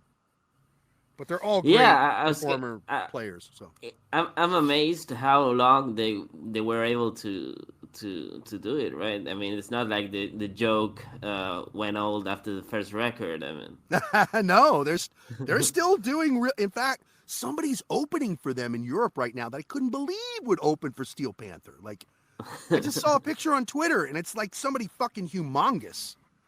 I can't remember who it is, yeah, but it's somebody you're like, I they're don't know, opening but for them. yeah, it's like opening for a Saturday Night Live sketch, right? It kind of, and I'm old enough to remember when the Blues Brothers got a record deal from a skit and a movie, Right. and they were on the radio when I was a kid in New York, and all of a sudden the skit became legitimate music. So, yeah, everything is every. You know, look, I've been asked to do some tribute cover things. I did a salute to Thin Lizzy for a couple years. But nobody gives a shit about Thin Lizzy in LA, and it didn't make money. It would have done great in Europe. But I'm not a big fan of what's taken away original music. Even here in LA, the whole scene is covers and tributes, man. Yeah. And so when somebody does start an original hard rock or metal band, I go out and I support them. Even if they're at a little shitty club I don't like.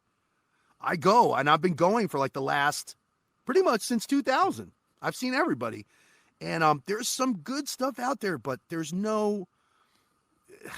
not even getting satellite radio, and nobody's going to stream Yeah. it. And so I don't There's know no how promotion, people are going to, yeah. how are people going to find out about the new, like, look, I don't even listen to the stuff that you like, right? I would never, I don't listen to Crash Diet and shit like that or whatever. And I don't listen to all the stuff I grew up on, right? I listen to new bands. I like bands like Islander and Nothing More and Fire from the Gods. I like Killswitch Engage. I like Avenged Sevenfold. I like Disturbed isn't new anymore. They're 23 years old, but they're new compared to fucking Def Leppard. You know, I and whenever anything comes out, I check it out. I listen to the new Def Leppard single on YouTube. I was like, it's fine. You know what I mean? I listen to the new Priest. I listen to the new Maiden. I listen to new whatever, and none of it makes me want to buy it. But I just bought the new Islander album that's on Nikki Sixx's Better Noise Music. It's a fucking great album. It's fucking great if you liked the period between grunge and now, which was new metal. And I really like new metal stuff. Yeah. 6 a.m. is more commercial. They're more like they're fine. They're like Alter Bridge. They're like almost sound like stuff from the past, almost. But no, I'm talking about bands like a bunch of bands I like you wouldn't have even heard of. There's a band called Myrath that's like Middle Eastern, and they mix metal with like Middle Eastern music and sounds. They're fucking awesome. And there's an American band called Ra that does that. I love Ra. The last album was great. They're on tour right now. I listen to bands like, like I mentioned, Fire from the Gods, Bad Wolves. They're out of LA in the last few years. Bad Wolves is in that area they're getting played in the same space as 6 a.m.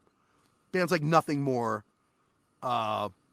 Hailstorm, In This Moment. Hailstorm I do like, yeah. You know, there's a bunch of shit, but you gotta dig. I use YouTube to find new music that's comparable to shit I like. Like I like Bring Me the Horizon, okay? You may not like them. They may be too keyboard EDM for you, but they're just heavy enough for me. I'm not a fan of the screaming vocals, to be honest. Oh, well, see, I know what you mean, but they've been doing it less and less and less and more melody over the last. Just like even a band like Killswitch Engage, when they started in 2000, it was all screaming. It was literally just screaming and maybe a hook. And as the last 20 years have happened, the last album had the most singing on it of all their albums. So that's been guitar solos and really singing have come back. So bands I'm naming like Nothing More that goes on tour with a band like Papa Roach, they've been putting out stuff that's in that 6 a.m.y category, if you will, or Alter Bridge, or I don't know. There's so many. That's what I listen to on a daily basis. I have an iPod shuffle that I put on my fucking clothes because when I go out in the world, even during COVID, and I have to go shopping, I'm a single middle-aged man. I got to go shopping for myself. I'm not paying people to fucking DoorDash to my fucking house. I go out with my mask on, and everywhere I go, they're playing shit that I don't want to hear. You know what I mean? At the coffee shop, at the grocery store. So I have my little iPod shuffle, and it's loaded with 300 modern metal songs that make me happy. Well, that's that's a good segue to your. We're almost at the 2-hour mark. So sorry. I know I talk so much, dude. No wonder I'm a lead singer, right? You're right. Yeah. I mean, I love it. I could. Good. I'm glad. I mean, I could talk with you for hours on end, but I think we could, but it'd probably be me talking too much. Probably Spotify would not like it. So yeah, that's a good segue to the. No, I mean that's a good segue into the voiceover. Your top 3. Well, let's talk about that. Finish with that. Yeah, you've done a lot of big AAA games. Big games, and I'm still doing big games. 2 of them I can't talk about because of fucking NDAs. That's the one problem with this world is everything's a secret, but there are things I can't talk about. Let's see. The first game I got was 2004. They made a change where they wanted like legit theatrical actors in this game called Grand Theft Auto San Andreas. And it was all about black gangs and Latino gangs in basically LA, but they called it San Andreas instead of Compton or whatever. Yeah, I love that game. Well, they hired a casting director from film who had known me for 20 years and been trying to get me hired for 20 years to cast the game. So I got pulled in, and I ended up playing a Mexican gangbanger in that game because that's the kind of roles I've been doing on camera for fucking 30 years. Who the fuck are you, S.A.? I'll kill you, Holmes.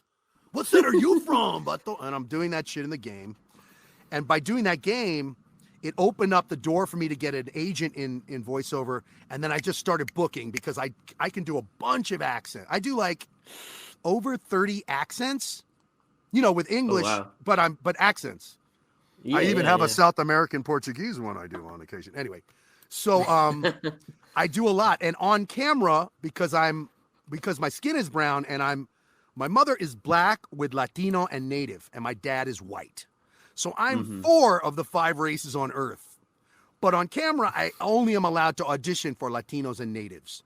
And then a lot of times they don't want to hire me because my last name is my dad's white name, Gifford. And they're like, we can't hire you to play Paco the Vato when your name is Adam Gifford. I'm like, all right, whatever. So it's been a problem for my whole fucking acting career since I was a little kid in the 70s, this problem of racial exclusion and little boxes. You have to fit in this box to be there, and nobody's gonna hire me to play black. I don't look black. Even if I put on my thing that I can do for these, dog and all this bullshit, they're not hiring me. So I don't know why I can do accents is what I'm telling you, because doing film and television and theater for 30 something years, all anybody wants me to do is Orale, vato. So, or of course, then there's the native one you have to do to play native and thing. So yeah, it's solid. I don't know why, but I know that a bunch of my friends are actors and entertainers all my life, and we would just do accents when we hung out with each other, like fucking around, and you know what I mean? We're always doing accents, just like when we're in a good mood. So I have a proclivity for that and a good ear for that since I was very young. So when I got into voiceover, all of a sudden the skill that I'd never utilized became my main moneymaker. Not only can I do over 30 accents, I can do like 10 to 12 different textures. You know what a texture is? So like the character, I ended up finally getting my first big character in 2014 in a game called Call of Duty Black Ops 3. In that game, they created specialist characters that you can only unlock on high levels. And I booked the role of Firebreak. Now, Firebreak talk like this, okay? That means I have texture and also kind of deeper monster sound. And I'm also doing a Slavic accent for this character who likes to set everyone on fire. Right? So amazing. I'm still doing Firebreak now, all these years later. I just did sessions all through COVID for Warzone, which I think is the Oh, mobile wow. version or whatever. In fact, I just got a nice bonus check the other day. Grateful for it. So I do things like that. I do native characters. I've done Latino characters. I've done white characters. I've done black characters. I've done Jamaican characters. I've done all kinds of fucking shit. Big ones, small ones, high voices, 17-year-olds and 70-year-olds. It allows me to do everything that I can do as an actor. So that's one of the great things about video game and animation voice acting. And I'm so grateful because now, being mixed race, in the last few years, they finally stopped white guys from doing ethnic voices. So they've been replacing people and trying to get people who really are of that race to do a voice. And I, now, being 4 races, am finally in demand.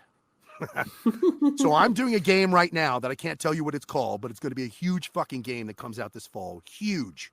It's already gotten tons of press in the last 2 years. I'm so grateful to be involved. But in this game, I'm playing a big, important white guy who's in his 50s, who's a space ranger. Oh. Maybe I shouldn't have said that. Well, I can get away with that. What does that mean? Space. A lot of games are in space.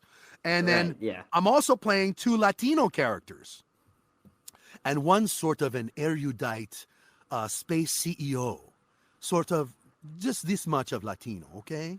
One's, uno, dos, tres. And he's very erudite and sort of in his 30s and intellectual and compassionate. And then I'm doing a guy who's talking like this, okay? He's like, I pay for you, okay, my friend, okay. And so they were able to cast me that way because I am Latino and white. You see what I'm saying? Yeah. So I have the skill, and they also don't have to worry about pissing anybody off, getting picketed, getting attacked, getting boycotted, because I am all that shit. I can even do a bunch of great Asian accents, but they won't allow me to do it because I'm not Asian, or technically. Anyway. Yeah. Can you do an Argentinian accent? Well, that's the funny thing. Let me tell you something. That's the funny thing about South America, right? They almost never ask for an Argentinian character in a game. The only things that come up, Colombian comes up and Brazilian comes up, which, as you know, are both different accents because one is Portuguese. Basically, Portuguese is the baseline, and that's different. And then there's Colombians, more Latino, like closer to a Mexican accent.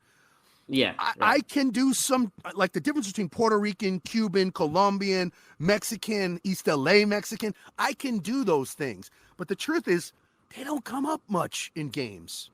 Games are very, you know what I mean? Games are trendy and affected by film and television. Like when the series Vikings was big on History Channel.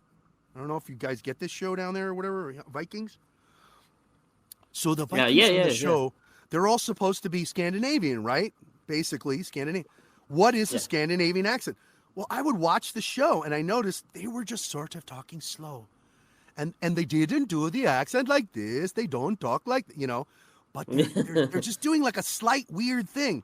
And all of a sudden, I was like, let me work on this. Let me see if I can get it. Because sure enough, in the next year, there were a bunch of games that would say a Viking or a big giant that's Swedish, or like it was the trend hits after pop culture hits. See what I'm saying? Especially because these games take 2-3 fucking years for them to write them and record them and finish them. So they're developing over time. I mean, there's one game I've been auditioning for 7 years and it still hasn't come out yet. Now I think it's never going to come out because it's a big Warner Brothers game. So who knows? So it's a weird little world, and I'm grateful to be in it. Okay, one of my other really huge characters, he's supposed to be Egyptian. Now, I am not Egyptian. I am not Middle Eastern. But because there's so little of that asked for in voice acting, there aren't a lot of bona fide Middle Eastern actors in the voiceover business. Because what are you going to get? One audition every other year? So I'm the voice of Rafam in Hearthstone. Rafam, let's see if I can do this without blowing out the mic. So my Middle Eastern Rafam is crazy. I'm the supreme archaeologist. Like, this is the kind of performance. It's way out there. He's out of his fucking mind. In 2019, he was the main villain for the franchise. And then a game like that, like Hearthstone, League of Legends, Elder, what's the one? The Scrolls. Elder Scrolls? Yeah, all those, they're ongoing games. So they're always casting and doing stuff. as opposed to Yeah. when you do one Assassin's Creed, one Grand Theft Auto. Right. You get what I'm saying? Yeah. Um, Well, that's amazing. so I'm working in a lot of different, like I've done so many voices for World of Warcraft in the last 8 years. I couldn't tell you, probably over 40 or more. I don't know how many, because every session will be 3 or 4 characters. So being able to do different accents, voices, tones, being a singer and having good ear pitch, all of that has helped me excel in the voiceover world. And finally, being a mixed race guy has been a good thing. As opposed to my acting career, where I haven't booked a fucking acting job since 2018, where I played a Mexican criminal, of course, on the show Lucifer. Oh, really? Yeah. Okay, yeah. So voiceover, and then, of course, singing does come into play in animation, but I haven't booked a good singing job yet. I've been up for a bunch of them. Well, it's a blessing that you can still work all these years later. You can still work with your voice. Why? I'm only 54. I'm not 84. Fuck, dude. No, my voice isn't that different than it was when I was 24. I'm not saying that. I'm saying that since the 80s. So I mean, I some of the people I interview, they don't work in music or in the entertainment business anymore. Well, so I don't do music at the moment, but although I'm negotiating deals for Paradise, I'm not doing music. I'm not playing shows. I'm not. Yeah. I've even stopped writing songs during COVID. I've gotten so disgusted with everything. I wrote one song with my friend Jay during COVID. It's about the Sunset Strip. You probably like it. It sounds super old school.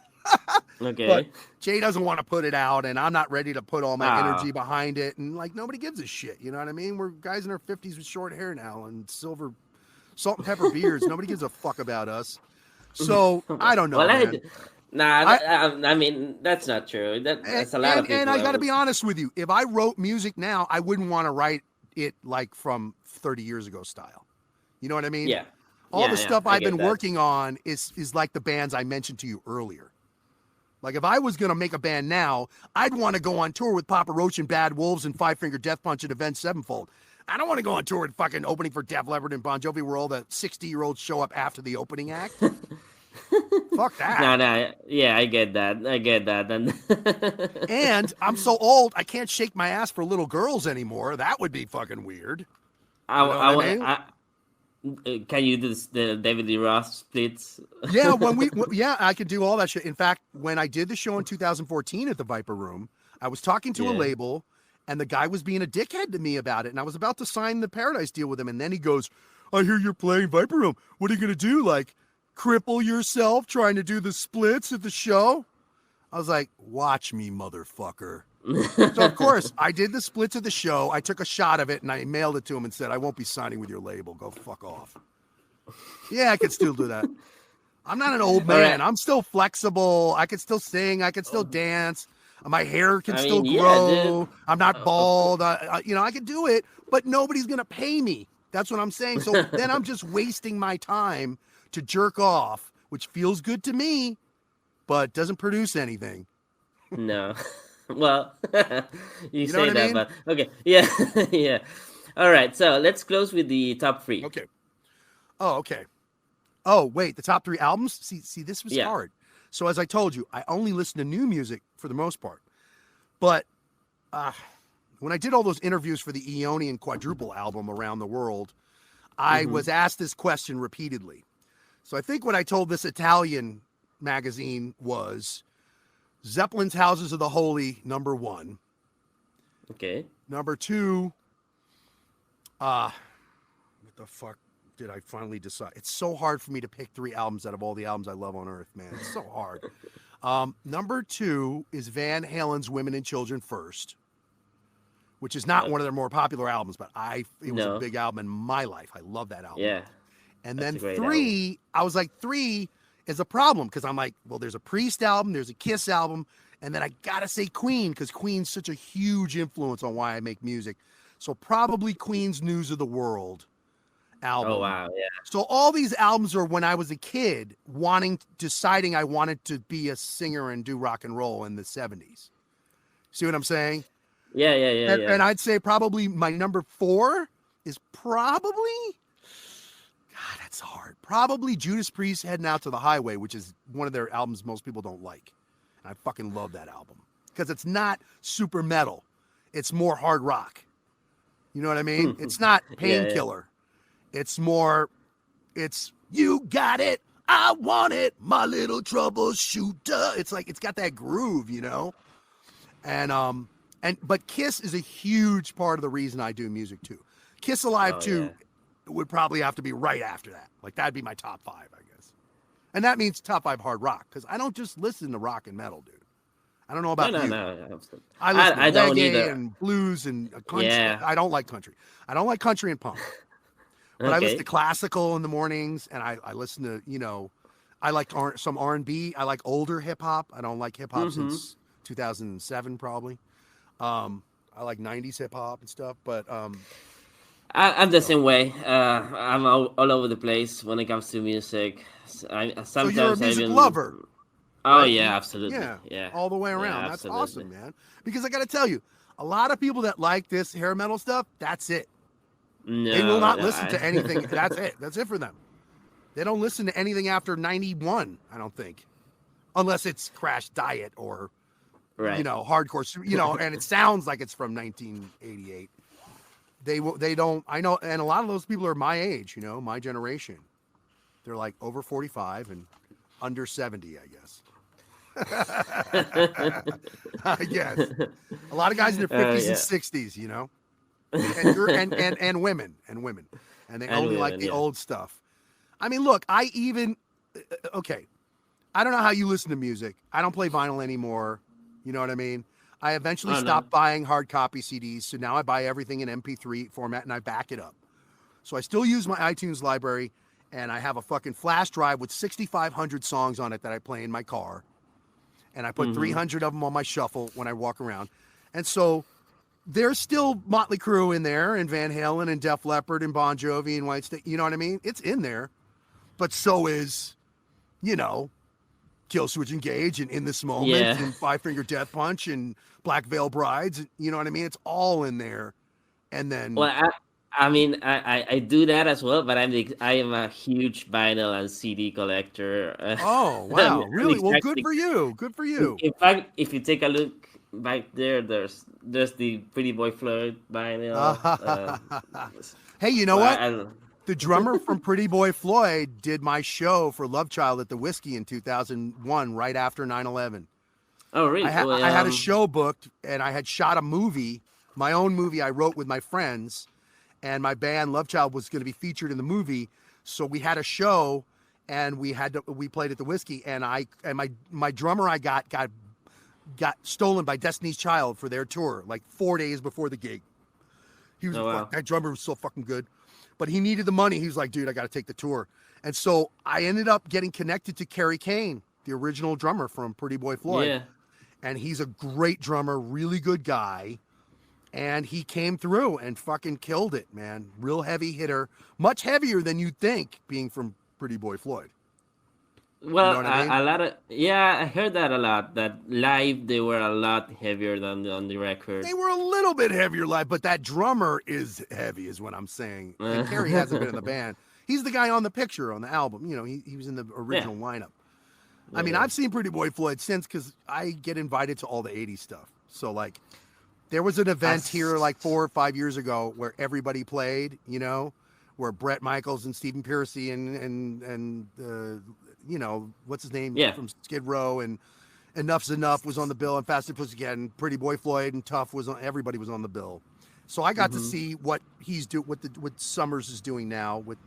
It's just him, and everybody else is not an original member of Pretty Boy Floyd, and he's they're good. It's just Steve Summers, but it was good. I mean, it was a good show. It's a great band live. I saw them back in 2011, I think. And they came down here for a show. They had Big Fox on the drums. Vicky Fox was. Oh, okay, yeah. I think he was on drums when I saw them in 2016 or something. Yeah. Yeah, he was there for a long time. I think he's not there anymore, but yeah. And they were great. Like, I mean, they played a lot of Kiss songs because they were touring their Kiss the tribute album. Okay. but I really enjoyed that show. That was a great Huh? show. I would have liked to see them do Kiss covers. I didn't see that. I didn't go to that. I mean that stuff is Hmm. cool, but I mean I love Kiss. Don't get me wrong, but I mean I want to hear your stuff. If I'm going to see you, I want to hear your Yeah, stuff. no, I know Yeah, what you mean. I mean, but yeah, that's the thing about bands that only had a little bit of success back in the day, who are still yeah, out there. I would think it would be a tough, slog, if you will. You yeah, know what I mean? yeah. But he's the guy. He's Pretty Boy Floyd day and night. So he's making, and that Peacemaker's really helped him out a lot. I had a little communication with him on Facebook after Peacemaker happened. And I was like, hey, Okay. man, he's rocking your album. And then he's like, yeah, he put us in this. And they put our song. They ended one of the episodes with their first single, with Rock Yeah. and Roll. Rock and Yes, roll set the night on fire. yeah, yeah. that's I that's an mean, look, amazing song. Yeah. I like him. He's a nice guy. And like I said, Kerry played with me and he's cool. But at the time, having my band in the scene, I fucking hated them. And I was very pissed off they got a record deal after only doing so many shows. And then I heard, now this is a rumor, I heard that they had kind of done the Motley thing, which is they'd taken some money from somewhere else. I don't know if drugs were involved or not, like Motley. And they cut the whole fucking album and basically shopped and said, hey, we already have an album. Just give us this much more and you can put. Clearly trying to cultivate early Motley Crue. They even used to do a Motley Crue cover on, I think, isn't there one on the album? Toast of the Town. Yeah, Yeah. they do Toast of the Town. Right, exactly. So I had already been through original Motley Crue in real life. You know what I mean? On the same Sunset Strip. So I'd seen the real thing. And it was fucking awesome. I loved them. And so Pretty Boy Floyd, being what I called the poor man's Motley Crue, did not. It kind of pissed me off, and I went and saw them at Gazzari's before they got that deal, and I was like, it's cool, but you're not doing anything new. Like, you got to do something. You know what I mean? Yeah. Even Yeah, I Paradise, get it. we were derivative. We eventually found our own voice, and I felt we did something that was our own thing. You know what I Yeah. mean? It wasn't being Bon Jovi or Van Halen anymore or whatever. Like, we found our voice. And that band, to me, it was like, well, this is the poor man's Motley Crue, and they paid their way in. Good for them. And then I saw the video on MTV, and I was like, okay, the video's kind of cool, and it kind of looks like what Motley Crue wanted to do. But then they went Shout at the Devil, and then they went glam. So I don't know. It is what and that people enjoy it. Good for them. Yeah. You know what I mean? Absolutely. But Yeah, I'm I not get it. dying. I'm not dying to do a Paradise show, even if things blew up. You know what I mean? Like they'd have to really blow up, and I'd be like, all right, fuck it, I'll take 2 years to grow my hair again. Well, at least give us the songs, right? The record. Well, that's what I'm trying to. Right now, I'm trying to decide whether I'm going to go with this Australian label or this Denmark label. Right now, I have to look at the one guy's contract this weekend. I have to call the other guy. I'm just trying to make sure everything is done right, because I don't want it to be cheap and half-assed for the do or die remaster. Once that's done, if whatever label I work with, if they're cool and they honor our agreements, right, and the package for the CD is good and shit, of course I'll put out all the other shit through them. But they got to show me that I can trust them, not do what Eonian or Retrospect did. They got to fucking, you know what I mean? They got, and I got to tell you, people are not so reliable in 2022, man. They're not. I just don't know if people are going to honor shit, even if we sign a contract, and they're in other countries. So I can't just like drive over to their house and go, come on, dude. I don't want that fucking picture on the cover. It's going to be emails, and I'm going to be holding my breath. And I've waited so long to put this shit out. I don't want to do it lame. I'm sure you bought some of these CDs and they're lame, Santi, aren't they? Well, yeah. You know what I mean? These repackaged demos. Yeah, there's some of them. They're not even remastered in any way. Yeah. See, that's fucked up. I spent my own money to remaster Do or Die, and it already sounded good when it was done, because it was Baumgartner's production, and it came out on CD, which is like a master. I don't know if you know. You can take a CD in a way that cassette and vinyl it doesn't work quite as well. And most of these bands only have cassette demos, and I, for a lot of the old Paradise shit, of course, okay, my guitar player burned all our shit. Oh no, He really? got married and he didn't want his wife to know. Instead of calling me and saying, "Here, Adam, here's all the photos I kept and all the masters I kept," he told me he burned it all. Oh Only my shit that god. exists is what I have. And I have a lot of photos, but I only have one master 2-inch reel. Only one. And that's mastered down to a 1/4 inch. And that was done by a great producer named Bill Matoyer. Metal Blade. Yeah. He works with Metal Blade, but Bill, we hired Bill to work with us. And those are some of the songs people want to hear. They want to hear the 4-song demo with the palm tree from '88. And they want to hear the 6-song demo we used a producer from Devo, of all people. Wasn't my idea. But the 6-song demo, that had Rob Crane, who ended up in Rat and was with Vince Neil. He played bass on that demo. And those are the ones people want to hear. You know, the original 6, the next 4. And then we made a contract with Jay Baumgartner, and we were the album. So this guy, did he marry like Tipper Gore or? Well, he's a white guy from money, and he lives in an area that's very kind of upper middle class Caucasian, and I'm sure that's what his wife looks like. I wouldn't know. I don't really know what he does for a living. I'm not in touch with him. We don't hang. I found his email back in the day so that he wouldn't come after me and sue me and create problems when I was trying to make the deal happen in 2008, because everybody was hitting me up off our MySpace page. That's when this was really big. These archival labels all popped up and people being interested in demos from the 80s. Look, dude, Sandy, here's the deal. A bunch of guys who are pot-bellied with kids now have been telling their kids they were rock stars once. And their kids don't fucking believe them. And their grandkids don't believe them. Well, these labels came along and said, "Hey, I heard about you. Give us your 4-song, 6-song demo, and we'll put it out as a CD, and then you could show your kids." But they don't pay you shit. They don't give you an advance. They don't pay you. They don't treat you with respect. They don't tell you how much money it's making. They just, most of them, you have to buy 5 or 10 CDs from them. Did you know that? Oh, wow. No, I did not know. Yeah, you're basically paying them to give them masters that they're going to make a profit from, so that you can hand a CD to your kid and say, "See, I'm not a liar, Bobby." That's how the whole fucking archival world has been built. And that's why I haven't signed a fucking deal. That's why I haven't put out any Paradise shit since I've been getting annoyed since 2007 with these people. I get hit up every few months by a label. There's a label right now. If I say the band, you're going to know who it is. Anyway, there's who also, but that's the label who's A&R insulted me about doing the splits in 2014, and my attitude is, "Fuck you. Why would I give you my shit? It's just free money for you, and I don't have any kids. I don't have anybody to impress. I don't give a shit if you don't believe Paradise was selling out the country club. I don't care." So any video you've seen of us on YouTube, that's what I kept, and he didn't get to burn. And VHS was really hard to come by in the 80s to get videotape of your show. Was not. I have an entire show at Gazzari's right now, a headliner from January '89 that is fucking shot from the balcony, a flat screen of Gazzari's. It's packed to the bejesus, but it doesn't have close-ups and coverage country club footage does. But it's Gazzari's, and it will really put you in the room, and the sound is good.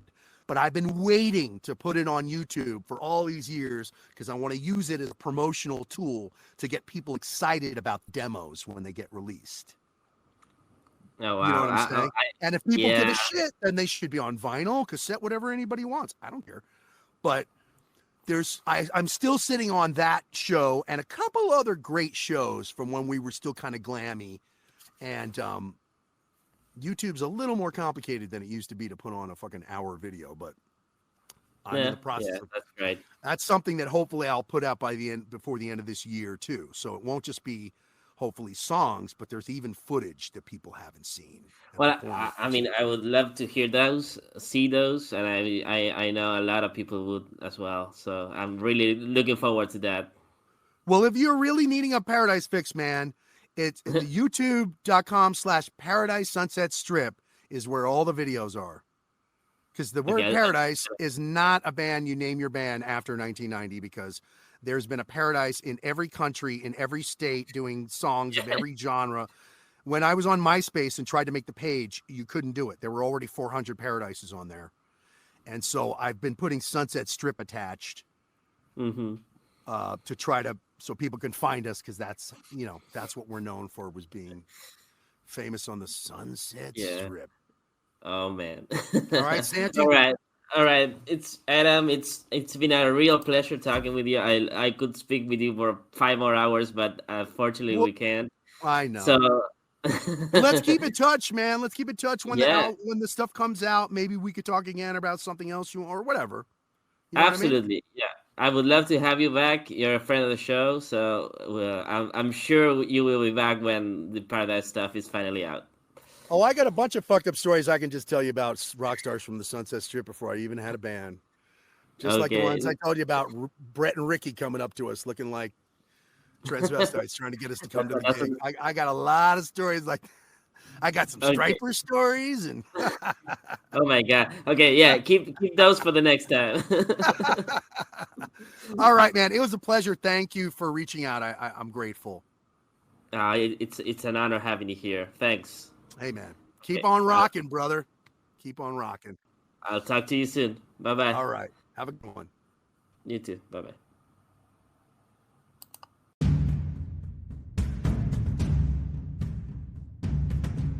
Alright folks, that's all the time we have for today. I hope you enjoyed the episode, and if you did, hit the follow button on Spotify and share it with your friends.